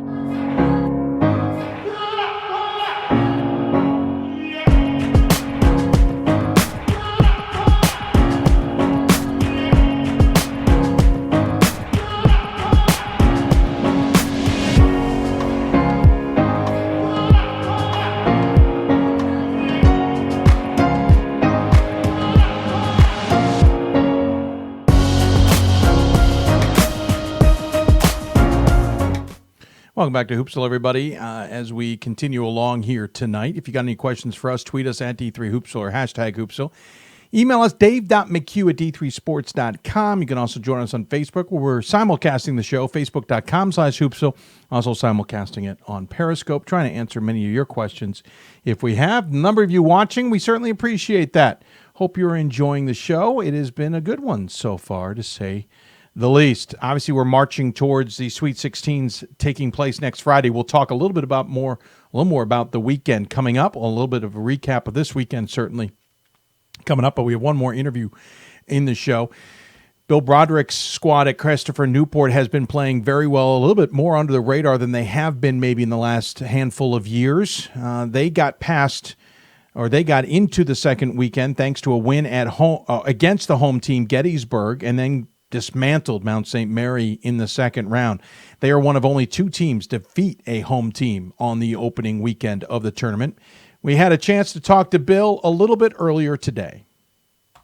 Now joining us on the Blue Frame Technology Hoopsville hotline is the head coach of the captains of Christopher Newport women's basketball, Bill Broderick. And Coach, as always, thanks for taking the time to join us. Thank you so much, Dave. I appreciate you having me. Well, it makes it easier, for us at least. Again, pre-recorded interview, as life is busy for everybody. Appreciate finding time today to talk about your squad at 25-5. Obviously, a great weekend, upsetting. Let's just say upending Gettysburg, I would say, in the opening game, which was a thriller down to the end, and then putting your foot down on Mount St. Mary. I guess it couldn't go any better. Yeah, I mean, we knew we were going to have a tough weekend, and obviously the first game, anytime you're on the home court there, that makes for a pretty tough game. And they're a really good team, and I'll tell you, the crowd, they had almost 1,000 students there, and they're really, really well coached. And so, we knew it was going to be a tough game. So we felt very, very fortunate to come out on the other end. Yeah, they were up by 8 at the end of the first quarter, pretty much a tie ball game at the end of the second. And then you two kind of slugged it out for the third and fourth quarters. I noticed you guys shot about 44%. They shot 46%. Everybody shot decently from outside. Free throws were obviously being hit. Rebounds are a battle. They actually out-rebounded you by 4. Maybe not surprisingly. It's not, you guys don't have a ton of height, but they don't either, unless they have Hannah in the game for long periods of time, and she did play 26 minutes. How did that game kind of break down in your favor? Was it the defensive pressure that you guys were able to kind of withstand that got you 10 points and 18 turnovers on their part, or was there something offensively you guys doing that just worked better against them? I think we definitely came out a little slow. I think they really jumped on us and kind of fed off the crowd, and I think they were up by 13 or 14, I think, at one point in the first half. And so we did. We pretty much went right back to our staple, our defense, our pressure defense, and pushing the ball. And Kiana Kirkland really stepped up for us and, had 20 in the first half. And, I think once we got it back within striking distance, then, we felt better. And we knew it was just going to be one of those games where, the team that makes the last play down the stretch will probably win it. So, I was telling Coach Davis, just a great college basketball game. It's two good teams going back and forth. You held Dorsheimer to 14 points, which I think is somewhat of a pretty impressive feat, though she went 4 for 8 from outside. Got past them, then you took on Mount St. Mary, and that game you got up early quick. They came back on you. That first quarter was tight. You put your foot down in the second quarter. You then put your foot down again in the fourth quarter.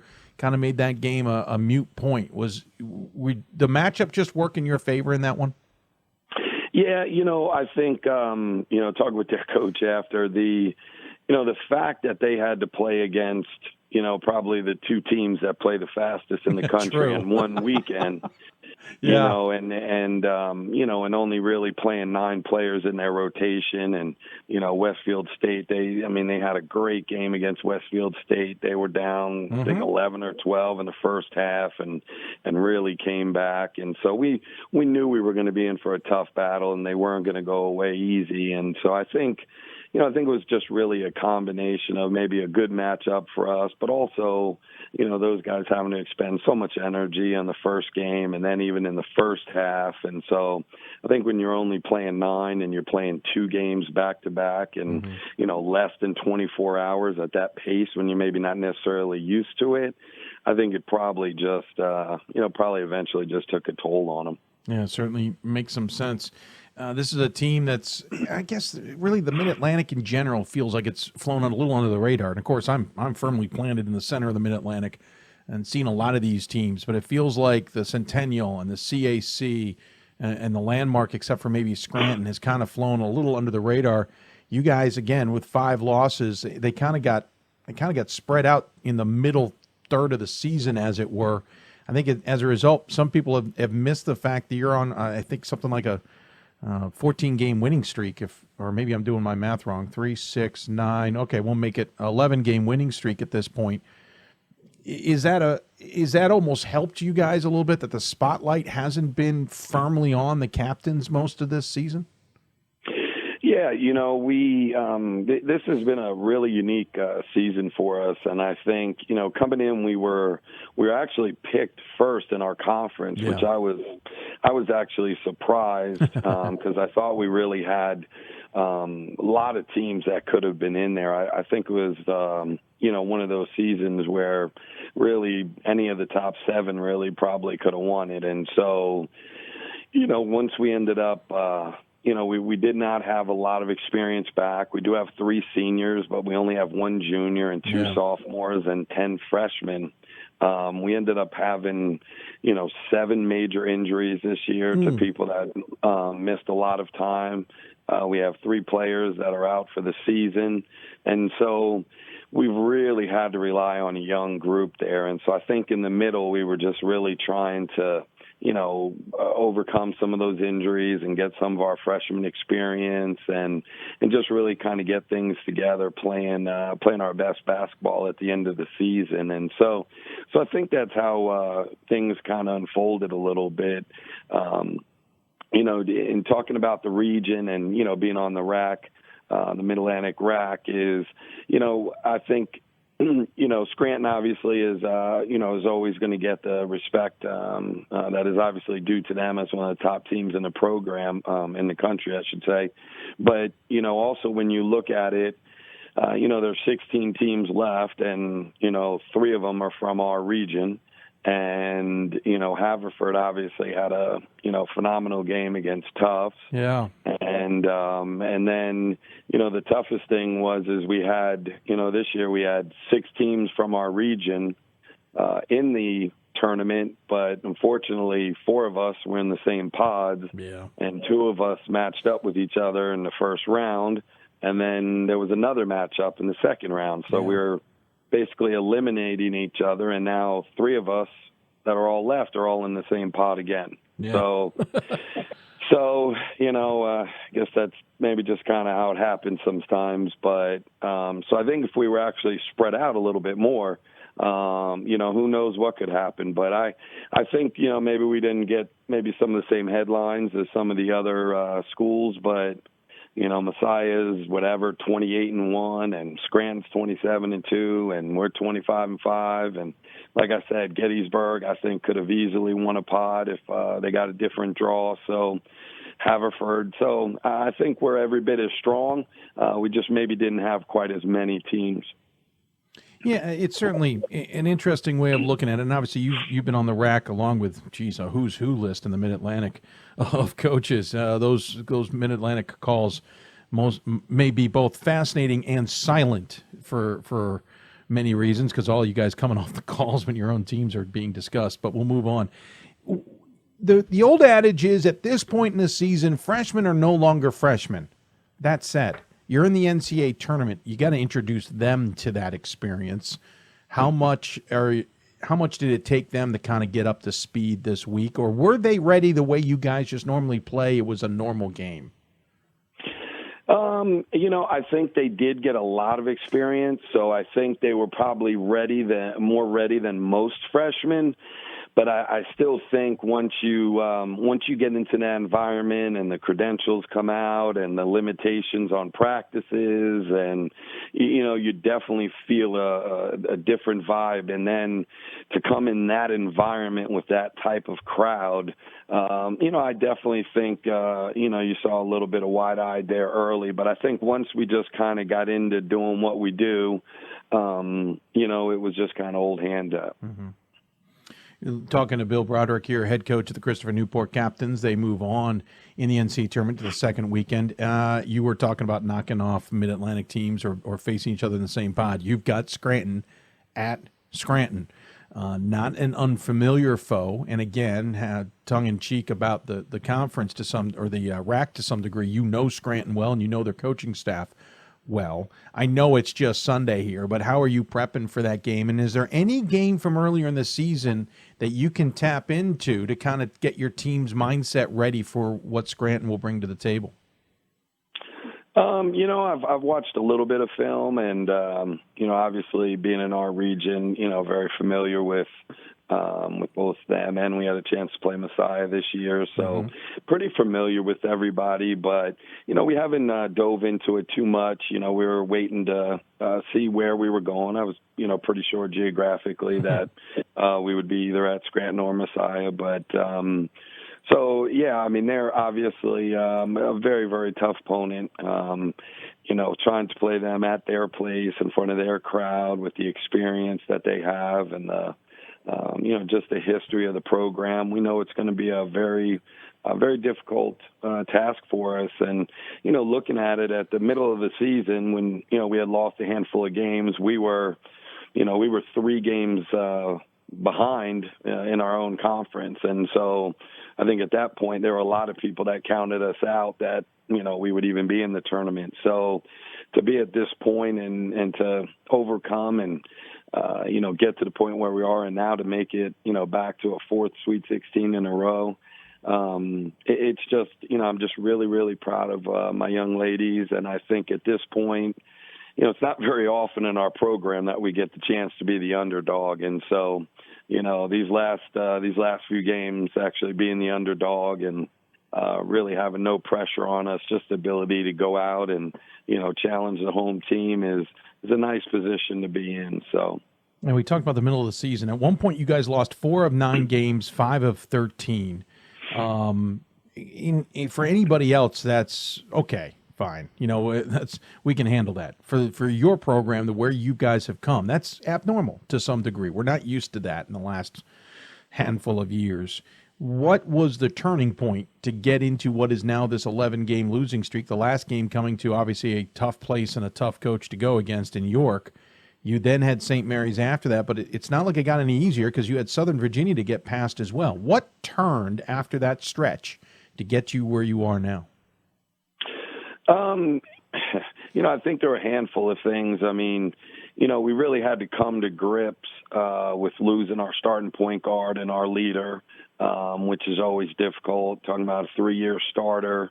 And then we lost our backup point guard for the year. And so having to go to a freshman point guard and a few other people, I think there was just kind of that shell shock a little bit and kind of, okay, wow, it's really me. I have to step up. And so I think, once our young kids really embrace that role, I think some of the other, seniors and junior and sophomores really stepped up. And so once we started just kind of putting those pieces together, I think they got that experience, and we got a few people back from injury. And I think that's kind of what got what got the ball rolling. Our defensive system is pretty complicated for a lot of people who haven't had a chance to watch us play. And so, it really takes, it takes our freshmen a little while to pick it up. And so I think that was another big thing of them just really figuring out the system, being that it's just,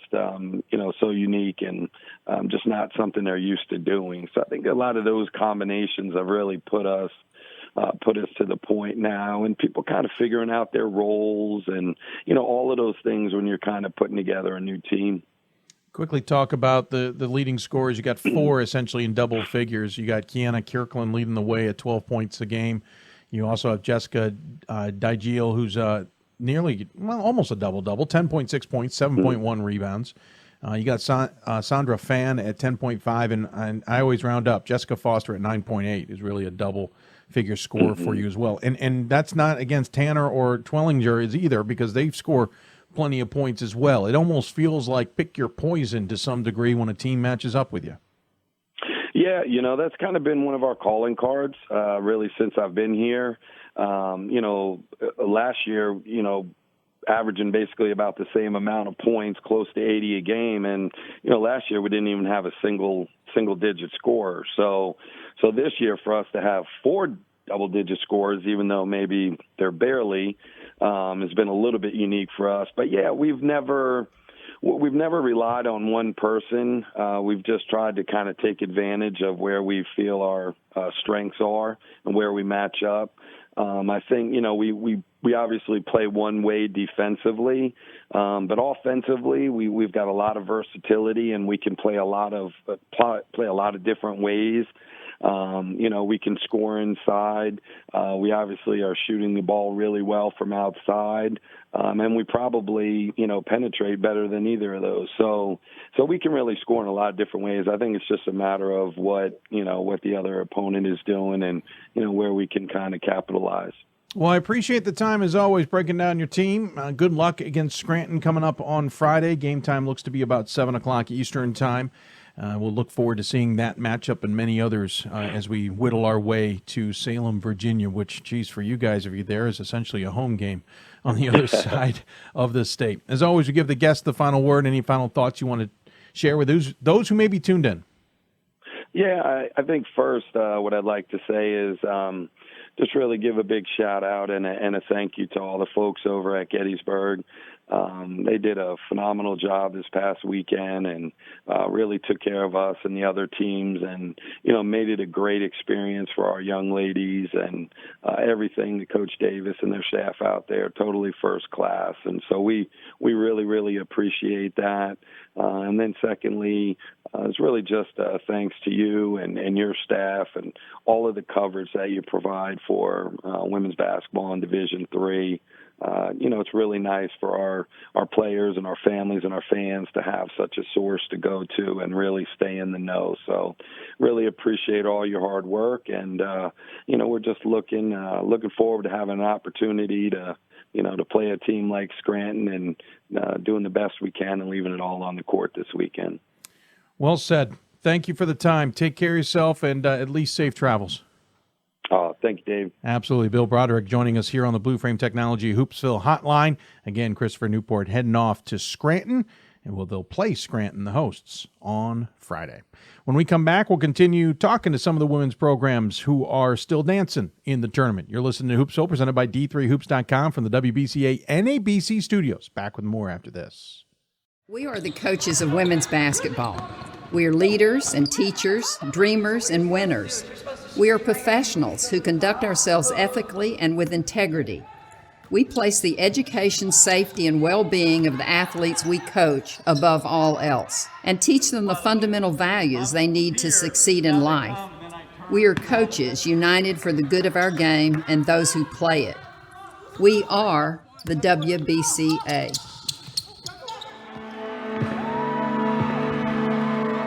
Great moments are born from great opportunity.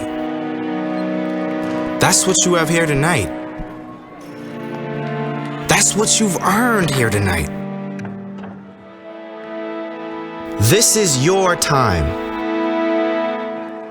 Now go out there and take it.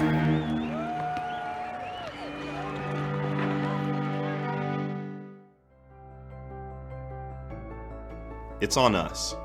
It's on all of us. And it's time to act now.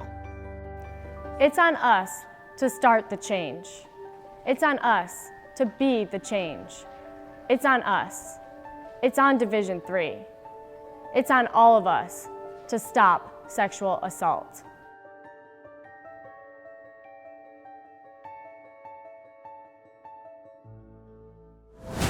Big shots. Teamwork. This trophy is not given. It must be earned. The 2019 NCAA Division III Women's Basketball Championship, March 15th and 16th at the Krager Center in Salem. Bounces right back with a triple. Great job here. And that'll do it! Visit ncaa.com/tickets and get your tickets today.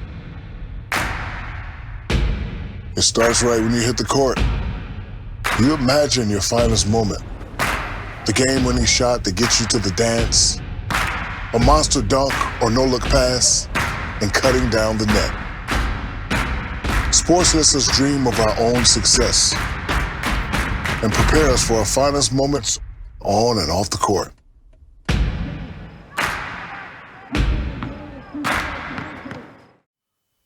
And welcome back to Hoopsville, everybody, here on this Sunday evening, the 3rd of March, 2019, as we wrap things up from the Hoopsville studios after 4 straight days of broadcasting. And I did the math between last Sunday and tonight. We've had I did the math now, I've forgotten, 1, 2, 3, 4, 5, 6 programs plus other productions in here.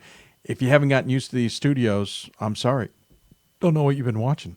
We even cleaned them up a little bit. Again, shout out and thanks to Ryan Scott and Gordon Mann for coming into the studios again to do Whip Around. It was fun. I'll admit, Friday was overwhelming. Ryan and I trying to keep track of 64 games was a bit insane.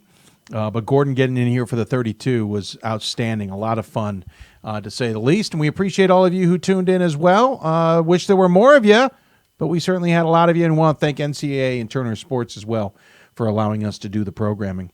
What was the other thing? I will not be traveling this weekend coming up. I have got commitments at other locations that pay the bills. So for the first time in absolutely forever, I am not traveling to see any games ahead of the Final Four. It's a catch-22, and it's just the way it is. But I'll certainly be watching plenty of games on Friday and watching the games on Saturday as we prepare. I will be in Fort Wayne as I traditionally follow the men. So the first time I'll be traveling to Fort Wayne. And the women will be in Salem. A reminder, Visit Fort Wayne is looking for you for the Final Four in men's basketball, and City of Salem is looking for you in on the women's side. So get your tickets today. Listen, come even if you don't have a team. It is absolutely worth it. The All-Star games are outstanding. I'm trying to remember some of the timelines. I know a lot of you have these questions.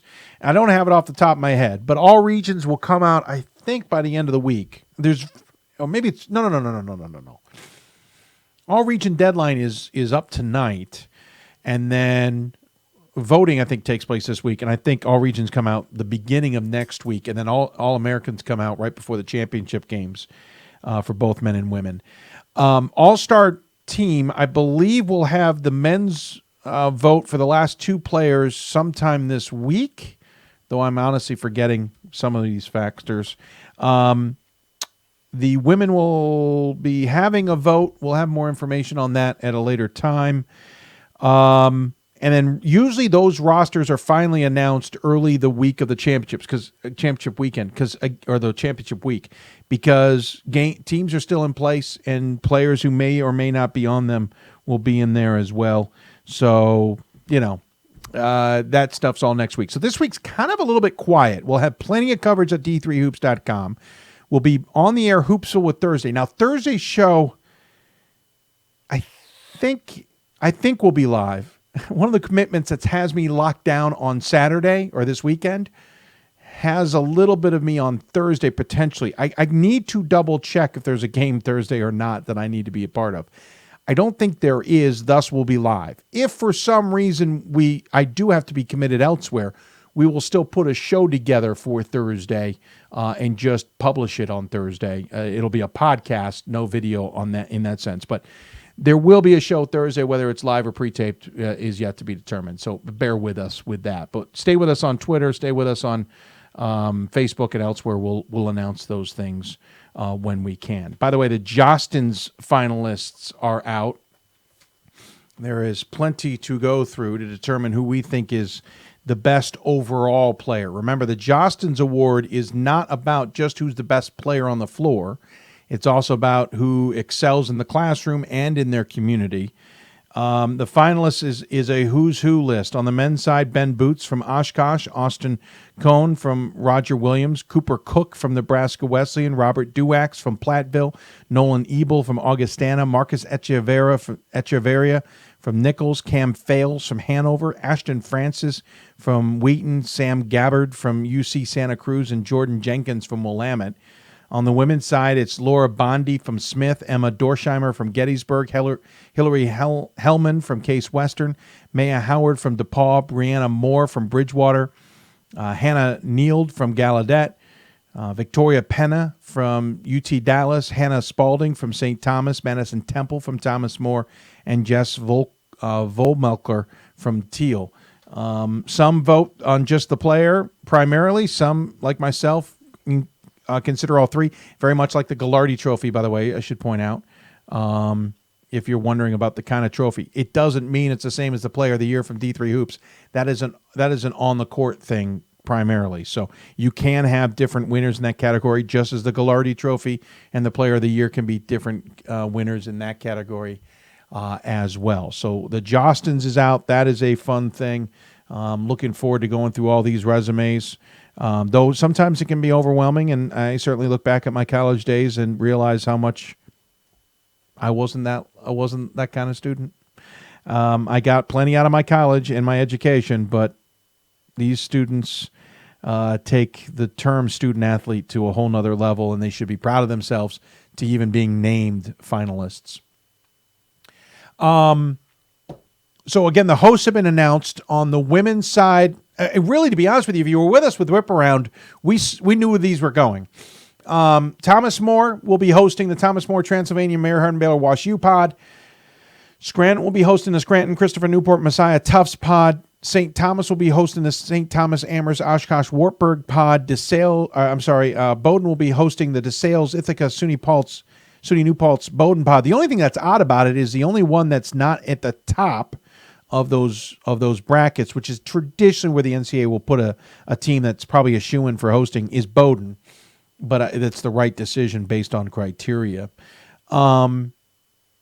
Listen, I think it's wide open at this point. I don't think you can pick. Listen, Wartburg's playing phenomenal. Thomas More is playing well. Granted, those were the first two challenging games that they've had since beginning of January. I mean, they nearly went 8 weeks without some serious competition. But Transylvania impressed me this weekend. Scranton's playing well. Christopher Newport impressed me. Messiah is tough to read. They're sneaky good, it feels like. Tufts is always good, though they nearly got knocked off, obviously, by Haverford. St. Thomas is good. Amherst is good. We mentioned about Wartburg. DeSales, we talked to them, very good. Ithaca, hard to gauge, really defensive-minded unit there. New Paltz is clearly a good program. And Bowdoin is obviously good. So I think it's wide open. I don't think you can circle in who is exactly going to be playing for in the semifinals or who we will be talking about in a week's time. On the men's side, Again, these hosts are no surprise, folks, and I understand some of the arguments out there, but we'll leave one of them for last. But Oshkosh is hosting St. Thomas, Guilford, and Loris. There was some talk that maybe that could go to Loris. I just didn't feel that was in the cards. I think Oshkosh's resume was probably better, but it's certainly an interesting conversation. Obviously, that was going. Well, you can't even say it was going to Nebraska Wesleyan for sure, though it probably would have. Guilford threw the monkey wrench into that. Wittenberg, being a busing option there, would have changed that up a little bit.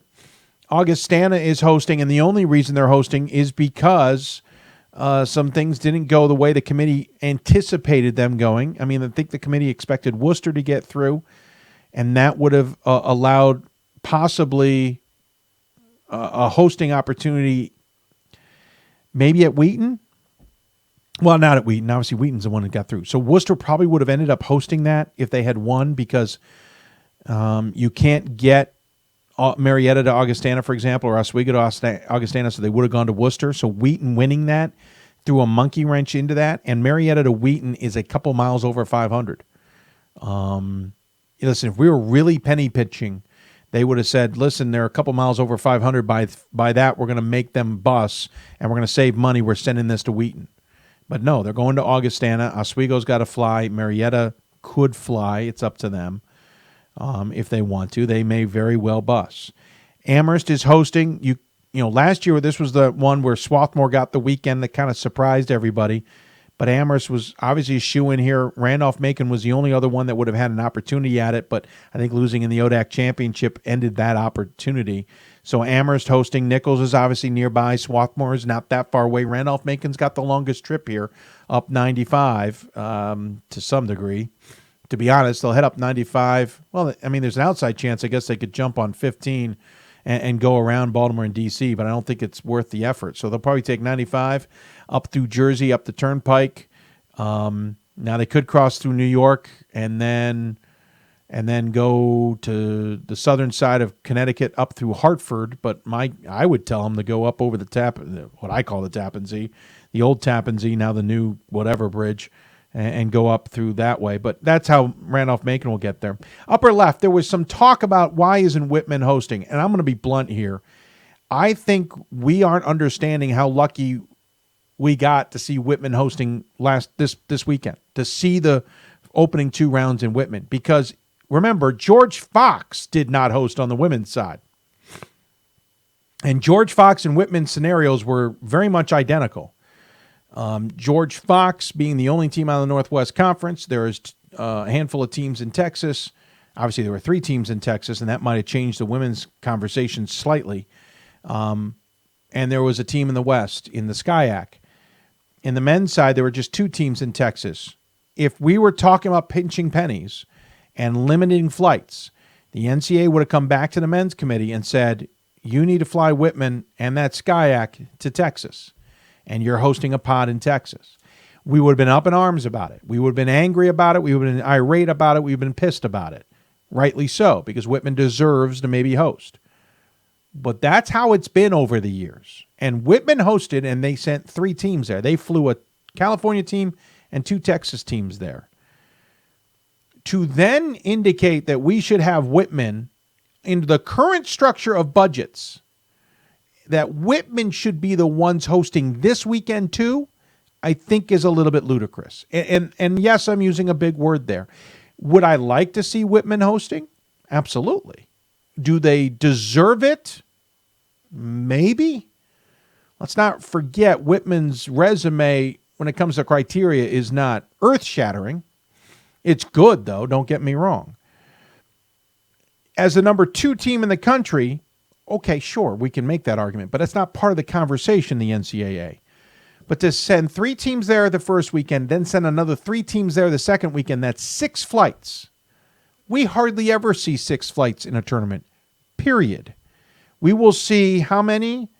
Let's just say mileage-wise, we're going to see Whitman, Christopher Newport, Marietta, Oswego, Guilford. So 5 flights this weekend.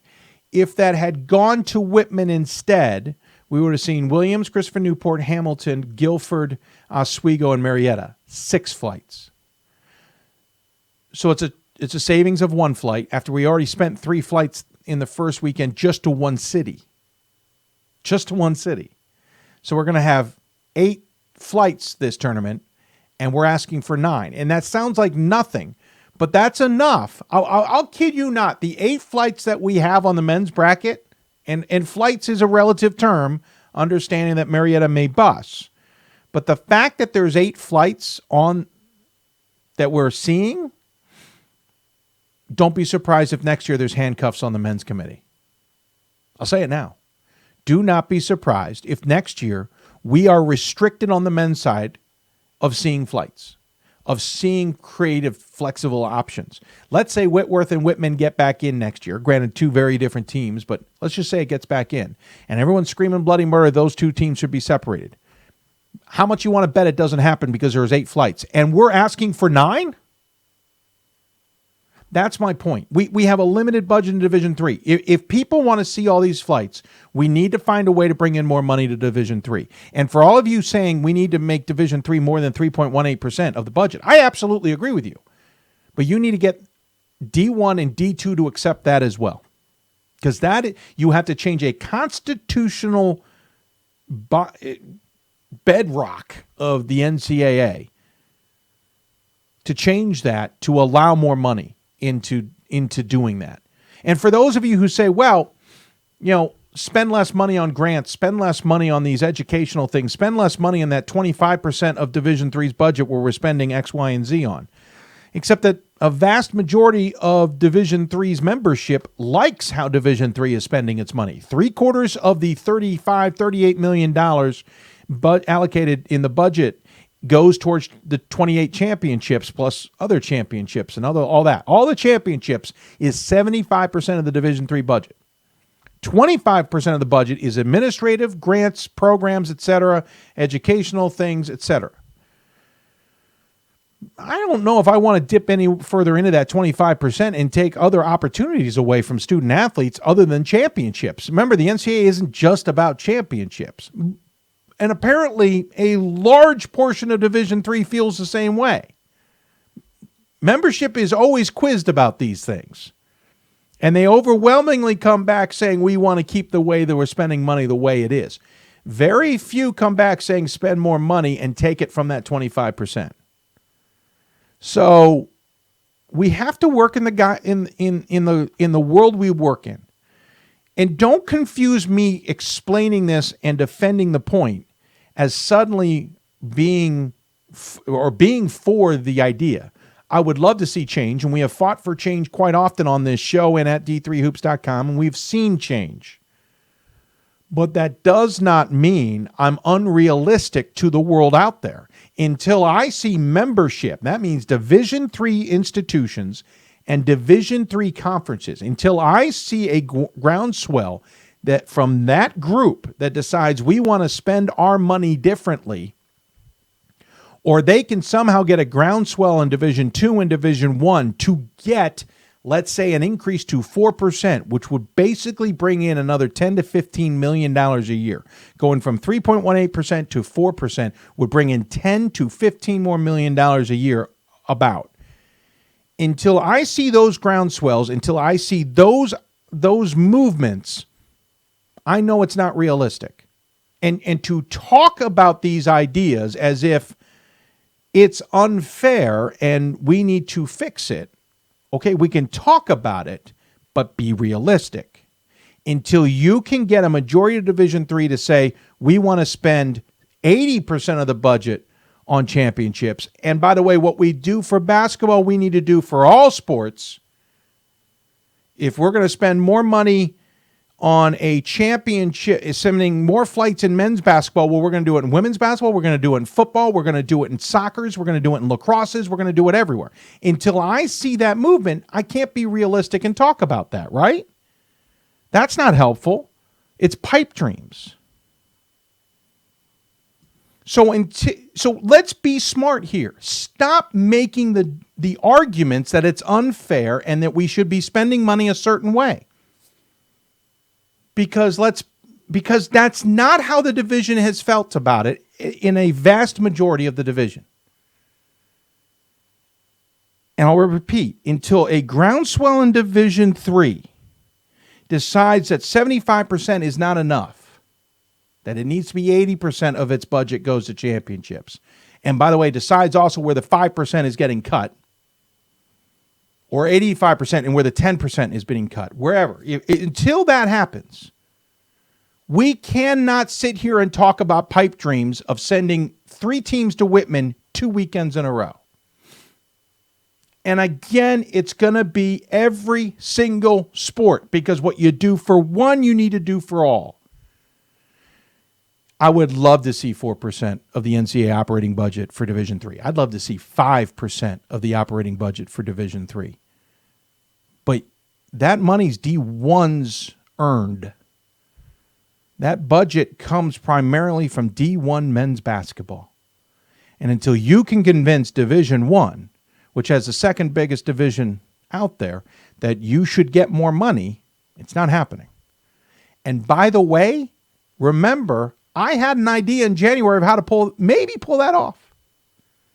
But it's not helpful to argue about this. It's right. Okay, we're going to blow the budget, and next year, no one's getting flights. That's the parameters we need to talk about in this stuff. I want to see Whitman host both weekends and have 6 teams fly there. That'd be beautiful, wouldn't it? But it's not realistic. We keep talking in pipe dreams when we need to talk in realism. I'll get off my soapbox. I think I saw some tweets coming in. I don't know if they had anything to do with the show. They do not, so we won't worry about it. That will wrap up things here on the show tonight. I want to thank everybody for tuning in. Jake Bozen says, Dave, when you get a chance, you've got to check out the Twitter back and forth between Pat and the Whitworth head coach. I don't quite understand the issue. Maybe you can opine sometime. Jake, I just did. I don't know if you just messaged that far earlier ago, but I just did. I'm fully aware of that back and forth. And nothing against those who are arguing it's not fair. I understand the point of view. I understand the argument. But it's not realistic. We have gotten more money into championships. We've gotten more flights. We need more money. If you think about it, Division III contributes its dues to the overall budget of the NCAA. Division I and II granted Division III the right to keep all of the money from its increase. So Division III NCAA, its dues are about $900 a school originally, 3-4 years ago. Division III voted to double that essentially. The problem was Division III would have only been able to keep 3.18% of that total money because it goes into the NCAA coffer and Division III gets 3.18%. So imagine, just so you know, Division I's dues, Division II's dues, those dues go in too, and you get 3.18%. Division I and Division II allowed Division III to keep the doubled money. They aren't taking that doubled money, but it only equals about $500,000 every year. It only equals about $500,000. So we're contributing tiddlywinks to the entire operating budget. We are getting 3.18% of it, which is D1's money. I'd love to see an increase, but we're not bringing any money to the table, folks. We're not. In Division III, we're not bringing money. We're not bringing sponsors. We're not bringing advertisers. We're not bringing anything to the table. Anyway, I'm going too far. Congratulations to Whitman. By the way, they're very realistic of their situation. They're heading to Hamilton. I would love to be in Hamilton, by the way. That's my old family. That's my family school up there. I applied to Hamilton. I was denied, probably pretty rightly, despite the fact I had quite a bit of legacy there at the school. I was denied. I've had several cousins who have gone to that school and excelled. One of my cousins was the first senior to have a singing recital who wasn't a major in music. I had another cousin who was captain of the women's soccer team. I had another cousin who graduated from there. I've had other relatives. My grandfather was a trustee emeritus until his death. My grandmother and he are both buried at Hamilton. I would love to be at Hamilton this weekend to see those games. It would be awesome. Unfortunately, I can't go. So enjoy it up there, Continentals. And Aunt BJ, maybe you can tell Nitsa that she needs to go to a couple of games this weekend. Though Nitsa might be there for all I know. Maybe Aunt Jeannie, Uncle Tom, and Emily and the rest can show up at Hamilton and support the effort for me. On that note, I'm going to sign off. Thank you so much. Got a little deep in there about the budget stuff, and I kind of got repetitive. I apologize for that, but thank you all the same for listening in. Want to thank our guests, Mike Schauer from Wheaton, Tom Palombo from Guilford, Randi Henderson from WashU, Fred Richter from DeSales, and Bill Broderick from Christopher Newport, especially their sports information directors as well. We can't do this without their support a lot of the times, and that goes without saying to some degree. At Amherst, I want to thank Craig. At WashU, Kevin and Chris. Of course, at Wheaton, I want to thank Rusty and Brett. From DeSales, I want to thank BJ. And for Christopher Newport, I want to thank Rob and Francis. Unfortunately, couldn't get Dave Hickson on the show. Had to cancel at the last minute. Totally understand. We will try and get him on Thursday's show. We also may be talking a little bit more about Salem and Fort Wayne on Thursday's show as well. Stay with us, whether it'll be live or pre-taped. We're still figuring out some details on that. But follow us on Twitter and Facebook for that information. And that should do it. Thanks for tuning in, everybody. You've been listening to Hoopsville, presented by D3Hoops.com. I want to thank our partners with the Women's Basketball Coaches Association, the National Association of Basketball Coaches, also Blue Frame Technology, Wisconsin Eau Claire, and, of course, City of Salem and Visit Fort Wayne. Get your Final Four tickets. Absolutely needed. I want to thank all of you for tuning in as well. Really appreciate you taking the time out of your nights to join us. If you happen to be listening to us on the podcast or watching the show back on demand, we appreciate that as well. And that's it. We'll see you back here Thursday. And don't forget, next Sunday, we start prepping and looking ahead at the Final Fours in men's and women's basketball. You've been listening to D3. You've been listening to Hoopsville, presented by D3Hoops.com. If you want to talk about Division III basketball, you've got to watch Hoopsville. Good night. We'll see you back here on Thursday.